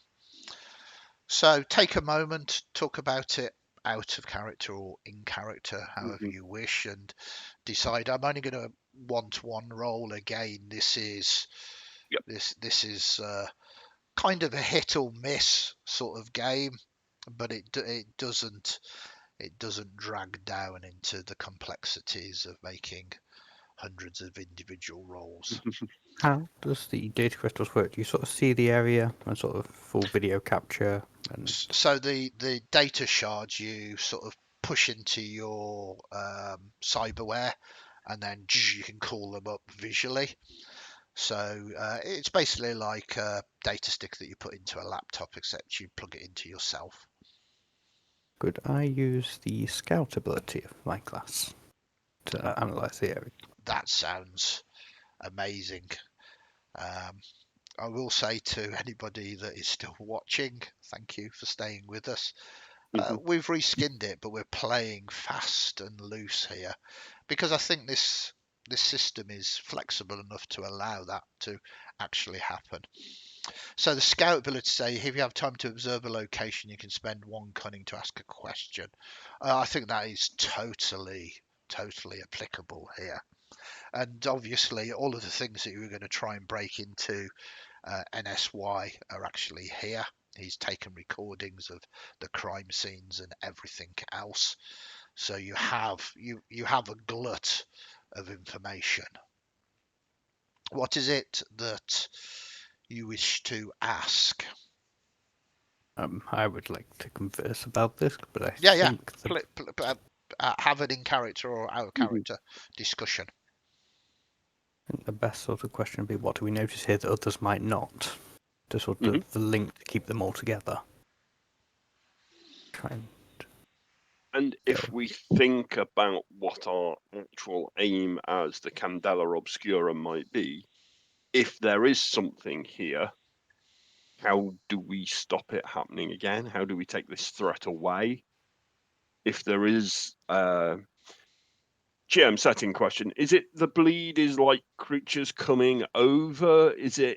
Are we The bleed fearing? The bleed is a residue of a supernatural Yeah. occurrence. If someone tries to do a ritual, for instance, Yeah. bleed would corrupt them. It's not the magic itself. It's the corruption of doing magic. There is a weakening where bleed is, so creatures can break through from elsewhere. And if you are trying to summon another world entity, you would have to create bleed to bring them through. It's very sort of, the level of magic is very Call of Cthulhu mythos-esque. Hence nobody really knowing much about it apart from yourselves. So it's maybe a way of effectively like, sorry, it's effectively like supernatural radiation poisoning, isn't it? Yeah. So is there a way of patching that weakness then? If that is Yeah, what I it's mean, there are ways of collecting it. I think you have some gear that allows that. You have bleed containment vials, for instance. It would probably function differently in this setting. Containment vial sounds very steampunky. I mean, this could be anything from a very jury-rigged Ghostbuster containment device to something a little bit more technological. So that question might perhaps give us a link in the case, but it might not answer the mythical element that we're investigating. And don't forget, I would allow you to do your special scout thing outside of you also making a roll for pulling everything together as well. So I would suggest, Tony, that again, the difference between your character and my character, your scout role would be looking at the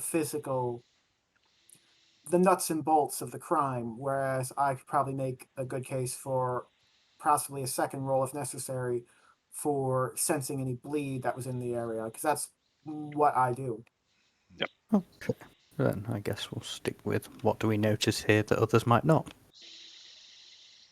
Okay, that's good. I will answer that in a minute. Unless you need an answer to that to decide how you're going to piece all of the other information together, which I don't think you need to. So I'm looking at you, Gibson. It sounds very much like you were the one that wants to make a roll with piecing all of the things together as well. Well, there's definitely a case there to be made for, especially what Candela's primary interest is. Tony's scout role could help Day not create, that would be fraud, put together evidence to take to the police. But as far as what Candela's looking for, I think that would be Gibson's wheelhouse. Okay. So would you say that would be a focus roll or a sense to sort of reveal what is hidden? I think that would be a sense roll. Okay. So I need a sense roll then, please. It seems you've only got sorry, I'm looking at the wrong thing here. So you have got 2, including a gilded dice. Obviously, you can spend drives. Obviously, other people can help you. This is a big montage. I would say this is important, and failure or complications are going to cut your time substantially shorter. It's taking you longer to find the answers that you are looking for. In that case, I'm going to extend my senses again. You watch as he takes his glasses off, and especially Tony being closer, you can see that, well, there are things that you notice as you're watching Gibson work that you realize you might not want to discuss in front of the detective, perhaps a discussion later for the circle to have. So I'm going to extend my senses and spend. Oh, why not? Let's spend another drive. Okay. So this is in simultaneous with Tony's scouting. We'll see what the result of this is, and then we will give you the information that you uncover. Here we go then. Brilliant. Yeah. Double 6. That is a critical. You do get criticals here, which is good, because investigation games, as a GM, you want the information to come out. Otherwise, it's, well, you don't find anything. Thank you for your time. Good night, everybody. But working together, you begin to piece all of this information, seeing things that Day couldn't see, because his understanding of the supernatural is non-existent. He had this gut feeling that there was something wrong, something more to these 4 murders, and you begin to piece it together. And firstly, Tony, it's you. Copycat murders to the nth degree to appear the same, and it's not that, it's the fact that, why go to all of that effort but not do it in the same place that the original murders was done? And that gets you thinking. You suddenly get the map out and start locating where the murders are and moving them along very, very rapidly. You begin to see the location of the murders form what would be considered to be a sigil, actually a occult symbol of sorts.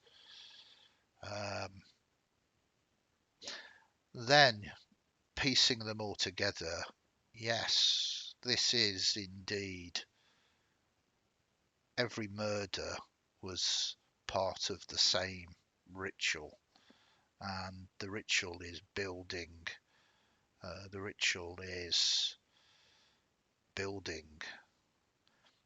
Working together, you begin to realize that these ritualistic murders and the fact that they are building a sigil is to reach out into the zeitgeist, the mindset of individuals, and quite possibly could be what is causing the general populace to embrace these murders, to copy them.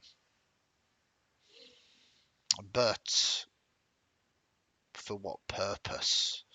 And this is where we come across to Gibson, again working with you all in this montage of discussion, of deep thought into esoterica and the occult. The murders form a ritual, but the ritual itself is to allow a even greater evil to become manifest. the simple murders themselves would not be strong enough to create enough true bleed. You begin to remember or search through occult texts out there in cyberspace. Some you have access to through Candela Obscura, others through your own contacts. You all begin to search, all begin to put in the legwork, phrases, prophecies. When the eye flares with fire, born on a bed of slaughter. The Antichrist is shown understanding by a choir of 1,000,000 voices. The city must bleed. The river must be damned with corpses. You slowly bring these together, and for the amount of bleed needed to bring this great evil through, it would require so many deaths, but more or less all at the same instant. All at the same instant. Because you got a critical success. That would require a mass gathering. A mass gathering. And what's the date? It's New Year's Eve. It'd be a perfect place for these that are being compelled to follow the murders of the Ripper to strike. At the same time, given time to cause this to happen, and blood would flow, the river could well be damned with corpses. But what of the other things? What of the other things? You got a critical success. The eye that burns with fire. Well, the fireworks, of course. The London Eye, of course, lit up, a giant eye burning. But the Antichrist, shown understanding, that escapes you. You might have to do a little bit of research unless any of you can work that one out yourselves. I think we should update our Lightkeeper. The archivist.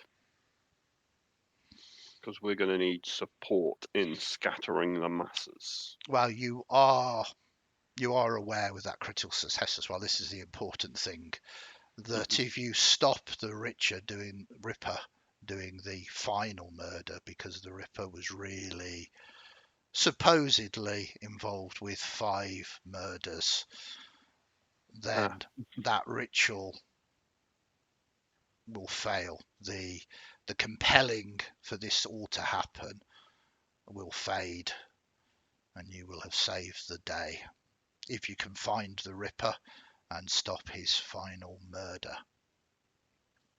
So that's it. Does the sigil have a 5th point?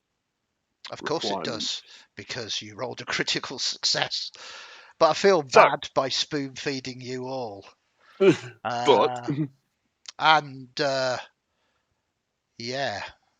Durwood Street, Whitechapel. You do a quick research upon that, and it was formerly called Bucks Row, the place that the very first Ripper murder was taken part. And just out of interest, Cypher Corp headquarters anywhere near that location? It is indeed. Sometimes the dice just roll snake eyes, don't they? It's good. Then shall we do our best to interrupt matters? Well, you certainly know where the Ripper is going to strike last.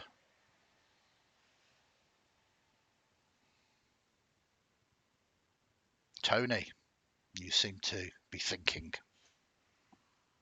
I'm trying to figure out if I can associate the final line with anything. Which final line, sorry? The Antichrist. Do you want to give me a... Well, I mean, a quick look through, the web. Mhm. Parliament's right across the river from the London Eye, and St. Paul's Cathedral's just across the river and a little bit further up. So pick your flavor of Antichrist. Mm. Or it could be something else entirely.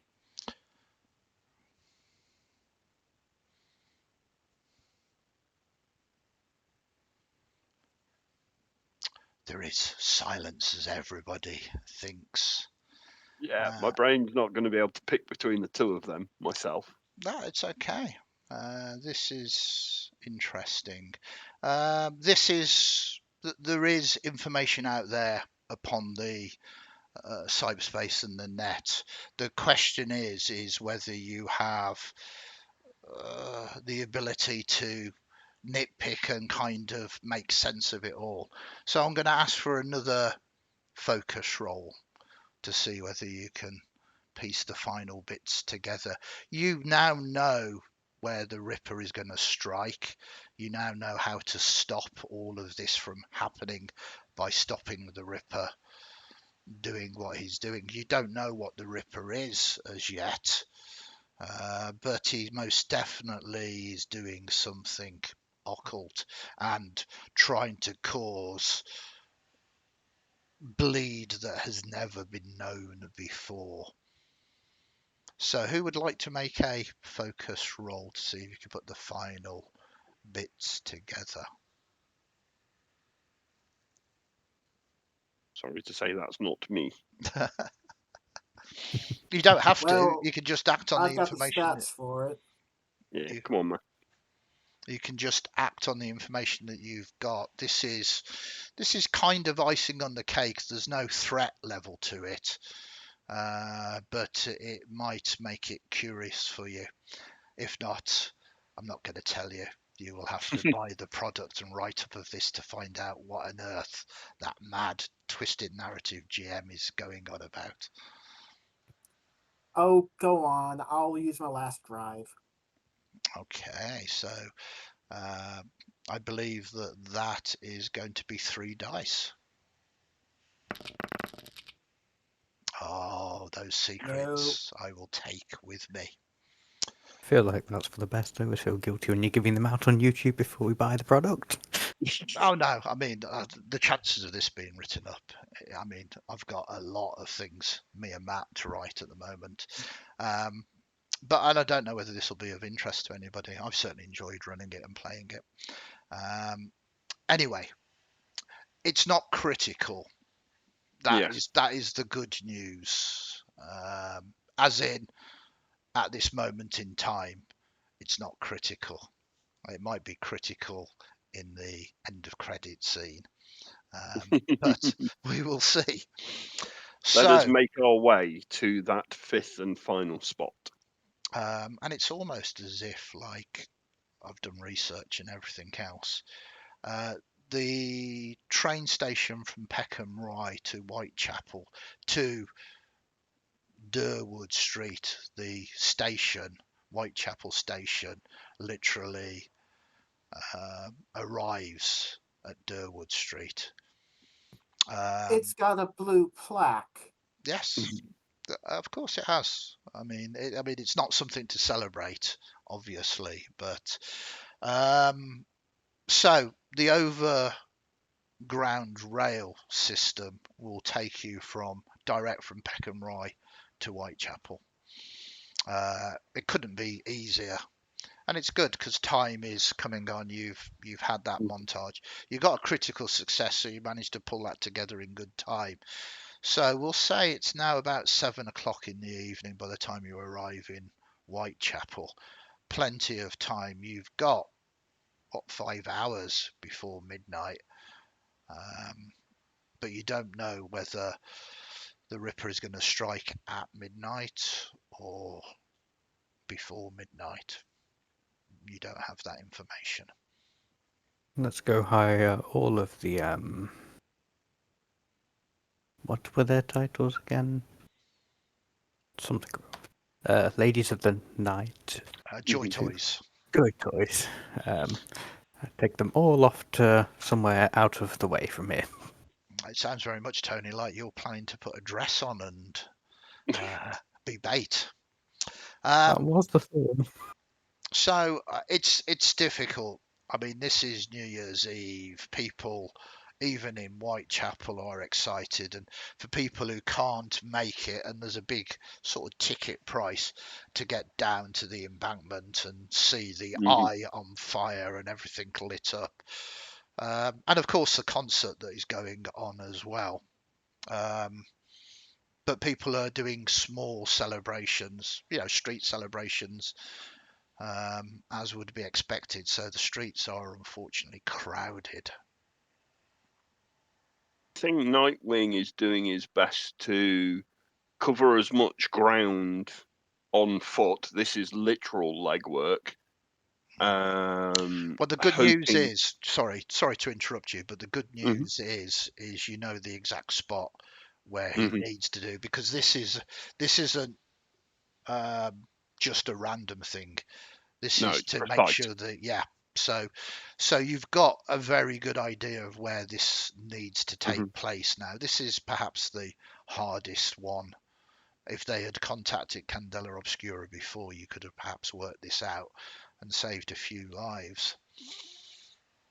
But you've only got 5 hours to save everything. But you can do some legwork and you can sort of scout out if you want.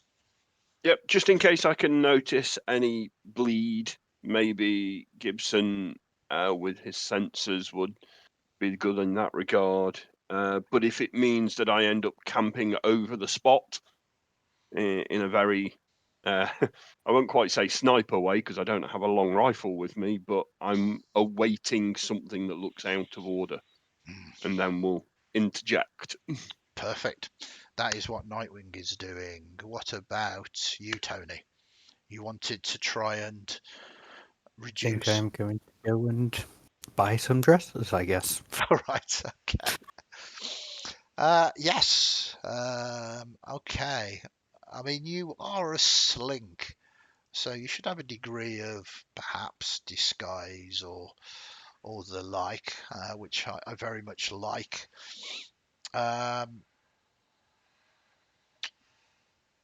What would you like to use here to try and disguise yourself as a joy toy?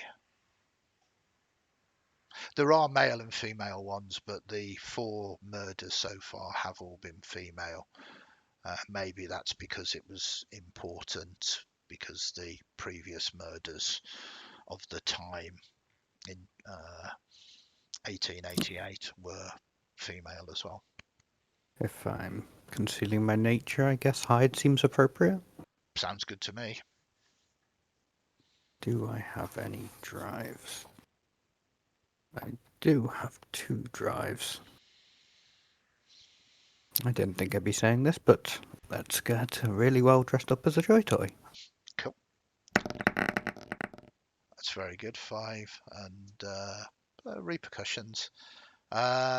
Okay, and this is very reminiscent of one of my favourite movies, when Kurt Russell gets dressed up in Big Trouble in Little China as a lady as well. So you do a job, and the repercussion is you keep getting propositioned. It's everybody has been on the synth beer, and everybody is celebrating, and you keep having to no. But it's a success. That's the great thing about 4s and 5s. It's not like it kind of works. It does work, but there's a repercussion with it. And you are there. We'll finally come to Gibson, as you are putting. You've got these 5 hours to prepare. What are you going to do, Gibson? Well, here's the really weird thing, and I don't know if it will still apply in 60 years time. The one of the pedestrian entrances for Whitechapel Station is literally right in front of the site. Absolutely. And I'm just wondering if the most effective way to disrupt our villain, if necessary, is simply to create a public disturbance like a fire alarm or a bomb threat so that the those New Scotland Yard police just show up and swarm the location.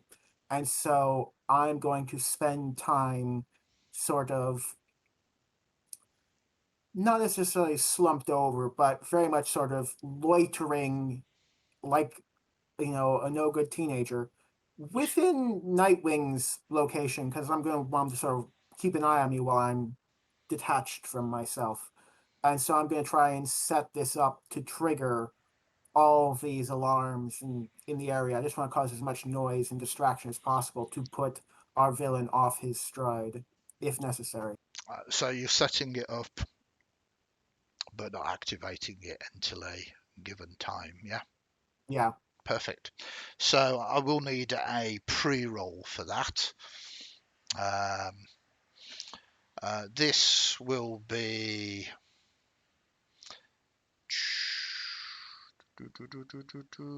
interesting. Boom, boom, boom. I suppose another sense roll is perfect for that, really, as you begin to attune to all of the devices. Just triggering a fire alarm wouldn't take a roll, but there's degrees of response times and everything else. You want a message to be sent, and you want it to be not countermanded. You are aware that CCTV footage has gone missing, that this cipher corporation is involved, that the CCTV is probably going to go missing from this area as well. So this is I'm not being mean by just asking for rolls. There is forces at foot that you're going to have to contend with, basically. Yeah, I'm digging deep into the the ether here. I want to even see if I can somehow set it up so if there's anyone in the area with like trauma team responses that those go off as well because trauma team will definitely show up Yeah, quickly. yeah. So this is probably did you say a focus Uh, roll maybe or a sense? Focus or sense. I mean, I said Yeah, sense because it's a tuning. I mean, it's the yeah. same thing for Well, you, I'll use but that then. yeah. The only question then is, does the extending the senses apply or not? No, That's fine. because wait there. I mean, it's not a phenomena. Well, actually, it is. It's technically because we're reskinning it. I'm going to say I'm almost yes. creating one. Yeah. I'm going to say Mm. yeah because you've got the time, and this is a kind of setup, and you're kind of trying to see whether there's any resistance and anything else. So I'm going to say you can use your specialist ability here.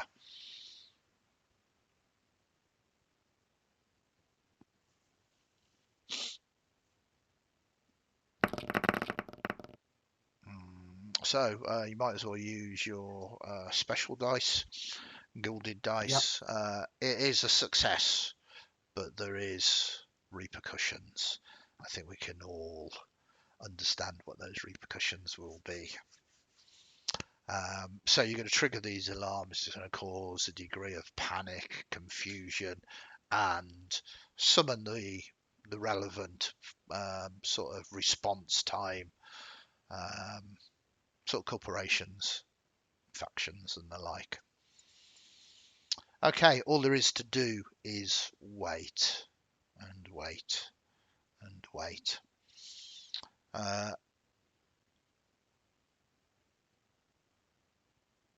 The celebrations go into full swing by about 8-9 o'clock. The parties begin to continue. Fireworks are let off in the streets. There's a degree of gunfire you can hear a distance away.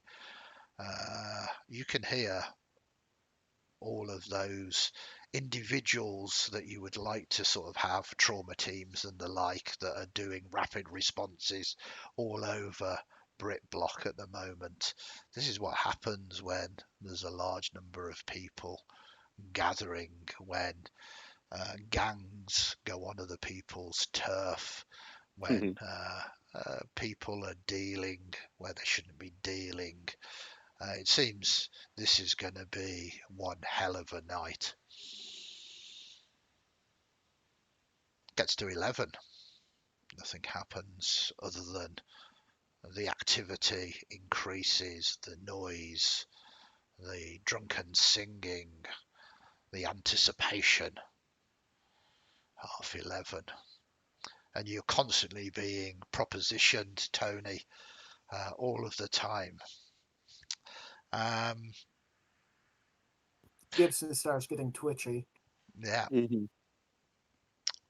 10 to midnight. 9 to midnight. People's anticipation of a new year, a year that must be better than the previous year. Whoever's got the best sense, can you roll it for the group, please? You can contribute to it if you want. As Only I could. time ticks away. I have a feeling that it might be you, Gibson. This isn't you making a roll. It's someone who's got the highest sense making a roll for the rest of the group, basically. Drives not apply for this then? Yeah, drives do. What I'm saying is it's a collaborative kind of keeping an eye out. Yeah, because as I say, I'm literally. Yeah. I know where the spot is. And you're all sort of linked in as well. Nightwing, you'll notice, because as I said, Gibson's sort of standing by. Gibson sort of keeps dozing off and coming back, dozing off and coming back. You can tell he's floating away on the internet. He's really quite nervous. I'll spend a drive and roll my sense. Perfect.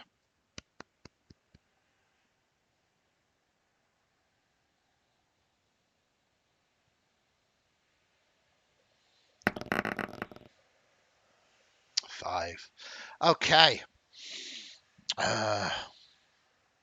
5 minutes to 3 minutes to 1 minute to. What's going on? There's just. Have you got it wrong? Surely not. Surely not. And then, out of nowhere, you just see it in time as there is a shimmering, as some kind of suit that bends light, making him virtually invisible. You've seen these kind of suits before, Nightwing, in the military. I mean, he would be foolish to take advantage, or not to take advantage of the joy toy that's literally standing on the correct spot. Fortunately, the 5 is a success. You see the shimmering, it's kind of almost like a Bowie knife coming down, Predator-esque.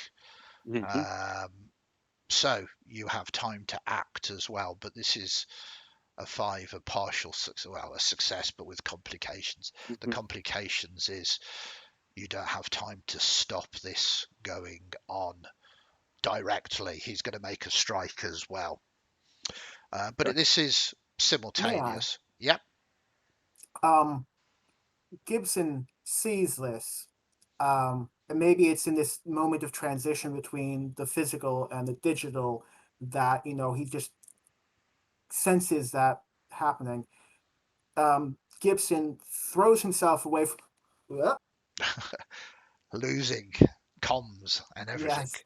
Um, Throws himself away from the wall that he's leaning against and is going to push Tony out of the way, Hmm. if Okay. that's possible. Well, Tony's a big individual.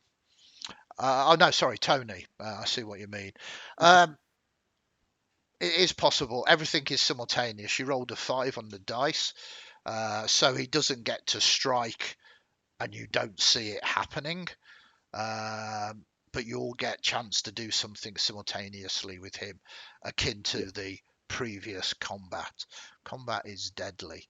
So Gibson, if that's what you want to do, you can do that.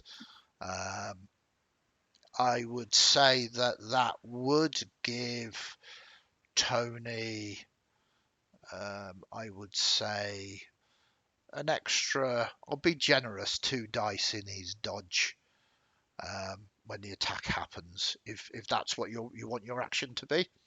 Yeah, Gibson's taking the blow. All right, you're going to literally put yourself in the way of it. Yeah. Okay. In which case, then you can push Tony out of the way, and the dagger will be coming down upon you. Tony, you have your action as well. This is simultaneous with the Ripper as well. Obviously, he's still in stealth at the moment, and this is going to be problematic because it's going to be very difficult to find and hit. He's kind of almost just like a blur at the moment. This would be not supernatural invisibility, but technological invisibility. So you could try and hack it. Yeah, I think that's probably the best thing I can try and do. I mean, it's up to you, but I'm putting options on the table. Yeah, I'll try and hack it.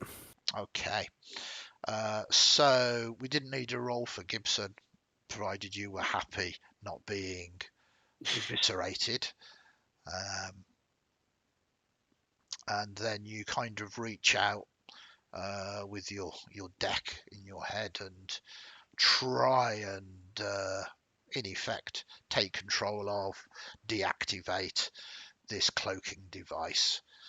I'm more than happy for you to use hide again as your net skill, unless you wish to use something else. Nope, hide is ideal, I believe. Let's give it a go. 1 gilded, 1 normal. Okay, very good. So that is your gilded dice, so you're going to get a drive back when assuming you're taking the 5. It's a success. You deactivate the cloaking device. You kind of see now an individual straight out of a Hammer House of Horror movie. You can't really make him out. There's a big collar up, a big coachman's heavy coat, gloved hands, a top hat, and glinting in the night this Bowie knife as it's coming down towards Gibson. Nightwing. In all of this action, I think he's launched himself only a few steps away, directly into the body of this assailant. Probably, maybe not even quite needing the invisibility cloak dropped. Thinking thermal optics, thinking used to night-based combat. Yeah, no, I mean this is high-end tech that is Yeah. designed to fool all technologies. This is Okay. again state of the art. So But it might be better. Mm-hmm. but that said, you kind of had a glimpse of him because of Yep. the successful roll, so you can sort of barrel roll him. And obviously next round, if he survives or if you survive, you can see him because it's been deactivated now Yep. as well. But yeah, it's do my best to physically interject. Okay. So I think this is going to be just a sort of strike, basically, isn't it? Yep. Are you just wanting to use the dice you've got, or have you got any left? That is. I don't have any drive myself. If anybody has nerve, this might be the time to use it, given that you're unlikely to otherwise. I didn't will think so. donate one. You Donate one. one. Okay. Yep, that sounds fabulous. So gilded, one normal, one donated. Mhm. This is my roll of 3 dice. Okay, that looks like a gilded 6 to me. A gilded 6. That is perfect. That That is gets me my perfect. one back. Okay, so your intentions were to wrestle him rather than damage him. Yeah. Okay, so this is good. He would have automatically struck Gibson because Gibson literally was stepping into the way. With what you've done, he is going to carry on striking down. It's a simultaneous attack, but it's not going to be automatic. I would like you, Gibson, to give me a move roll, but you do have now 2 dice to roll thanks to the activities of Nightwing. Good, because I wouldn't have any dice otherwise. Okay. And I think I can spare another one. And you've got another one, so that is 3 dice. Okay, dice tell a tale. That is a fail. This is a knife, though, and it's designed to be much more of a surgical strike. You take 1 mark to the body with everything happening like it is. It's quite clear that this individual is not a killer merc like the ones that you were fighting for. That is that sequence there. And what actually happens when you wrestle this individual, the top hat comes off and the collar goes down. You get a proper look. You can also feel this body and you begin to realize there's no flesh underneath here. It is plastic and metal as this synthetic droid is looking at you. But as you're close and wrestling to him, you look into those optics and you realize that there's a ghost in this shell. Okay, we'll go to the next sequence. We'll just do it again. It's all simultaneous. Gibson, you've been cut. You are bleeding. What would you like to do? Well, is he though? Because as Gibson sort of rolls away, you can see that his clothing is torn.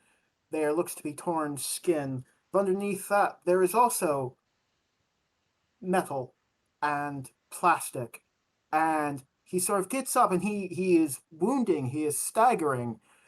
He looks injured, but he's not bleeding. He's just like, do you have any idea how many eddies this cost me?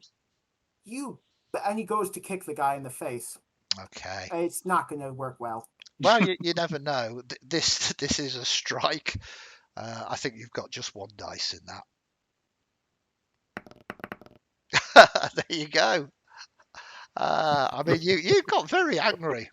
So that is going to make another strike against him, another mark against his body, which is a 2 now.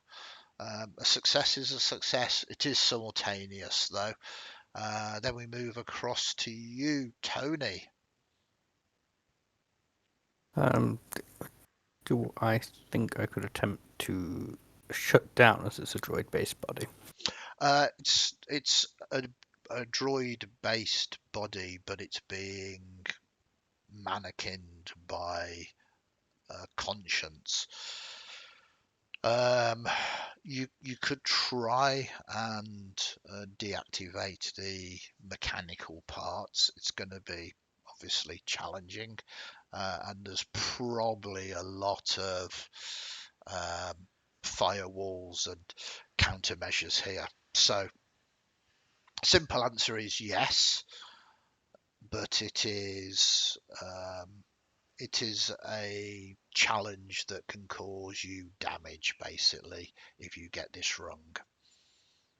And I will just grab a stun baton from beneath my dress, turn it on, and Yeah. tell him you have to pay for my time before trying to strike him. I love it. Yeah, give us a roll. You're a slink, so you have 1 dice in strike. Have 1 nerve left, so I might as well spend it. Yeah. 4. He's getting on his last nerve. Yeah. So that is technically enough, not necessarily to render him unconscious, but to incapacitate him for a moment or two anyway. But this is simultaneous. Let's see if Nightwing can finish the job. You are kind of wrestling him at the moment. He's attempting to stab at you, and you've kind of realized the full consequence of this thing is quite possibly the Jack the Ripper, the consciousness of, the spirit of. Yeah. So I guess during this wrestling moment, trying to pin the arm with the knife in it as far away as possible, but more importantly, crush the head and the back of the skull into the pavement Very beneath it. nice. Proper Um, Terminator 2-esque. Yeah, it's like I'm done with this. So mechanically, I guess a simple strike. Yeah, You're just absolutely. looking to deal the damage. I also have my last nerve, so I'm going to spend that to make my 3rd dice, 1 of them gilded. Sounds good to me.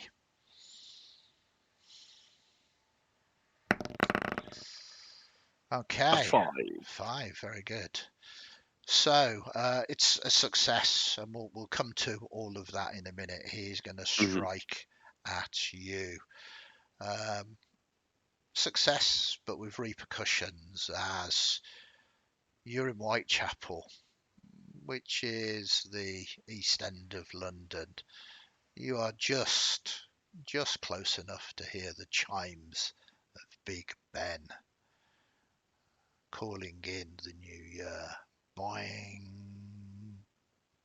boing.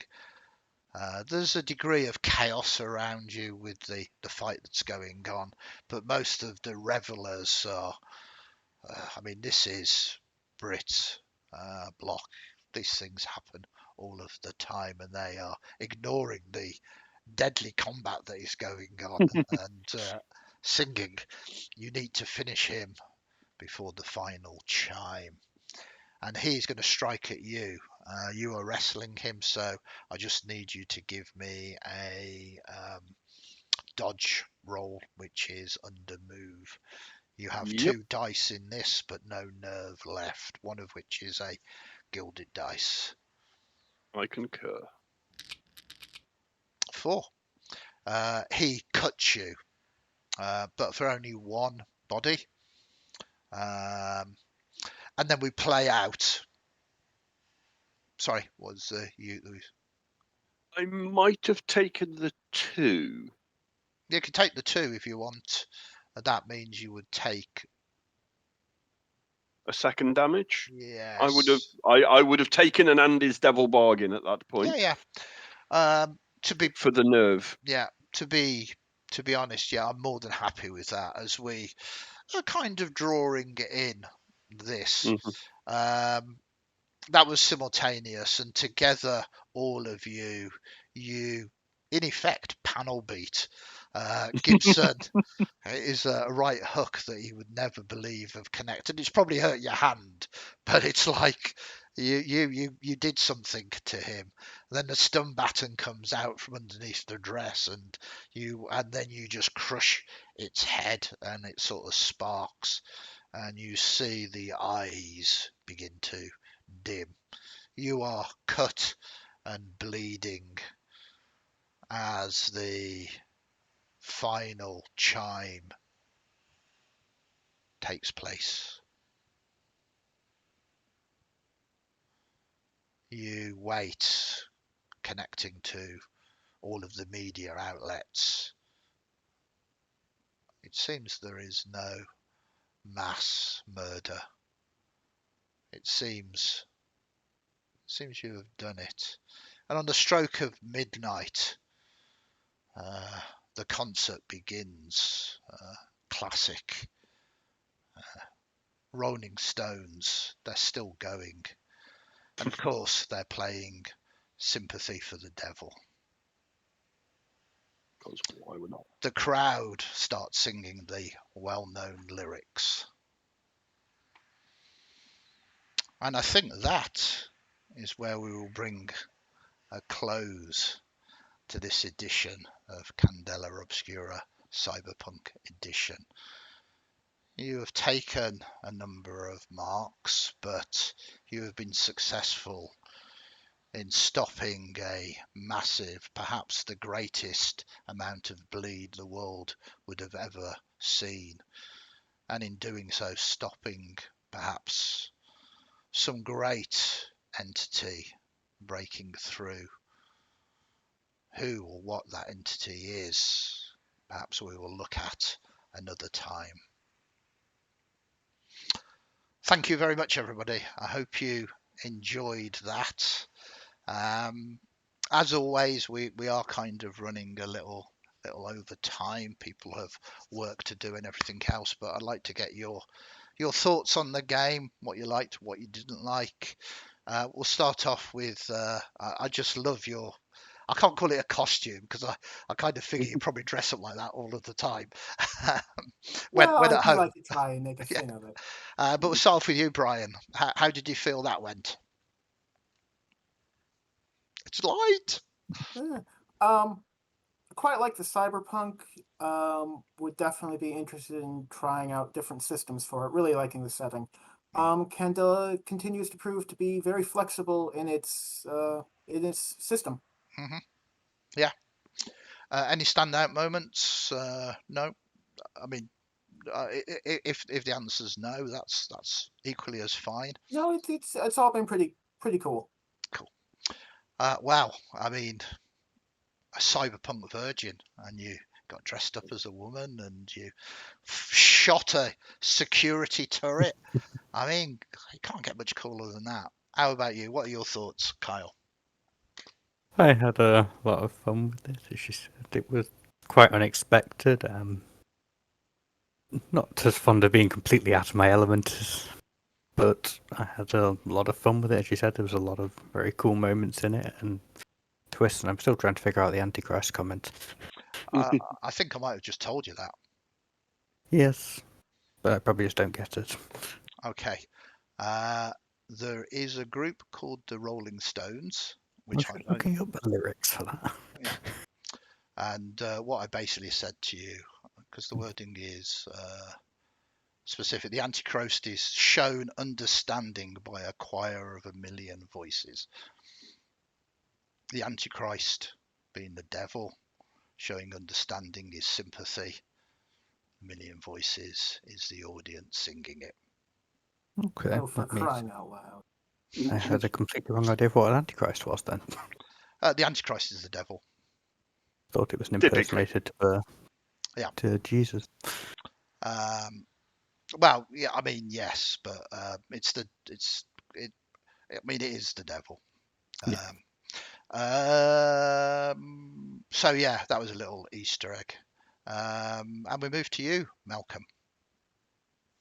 Excellent session. Really enjoyed that. Ghost in the Shell reference was spotted. I don't know if there were any other Easter eggs I missed. Yes, I mean, There were others. you might want to look out the name of the apartment block the detective was in. It's quite a famous one. Nelson Mandela House. I'm sure there'll be others if we do some digging. I try, yes, and Yeah. there's still things to unravel there are still things to potentially unravel if we ever want to do a sequel. Not sure what the next game will do 2 weeks on Wednesday. It might be another Candela. It might be something different. I will have a think. But it's been really fun delving into a dystopian future. I hope I did it justice, and a big shout out not just to the writers of Candela Obscura, but all of everything else that we've mentioned. We made references of Cyberpunk Red, Cyberpunk 2077, Shadowrun, and a lot of films. There was quotes from They Live in there, and a few other movies as well. So I guess before we say goodbye, just a message to anybody who is with us. Don't forget to consume, breed, and conform. Thank you, everybody. Have a good evening. Night, night.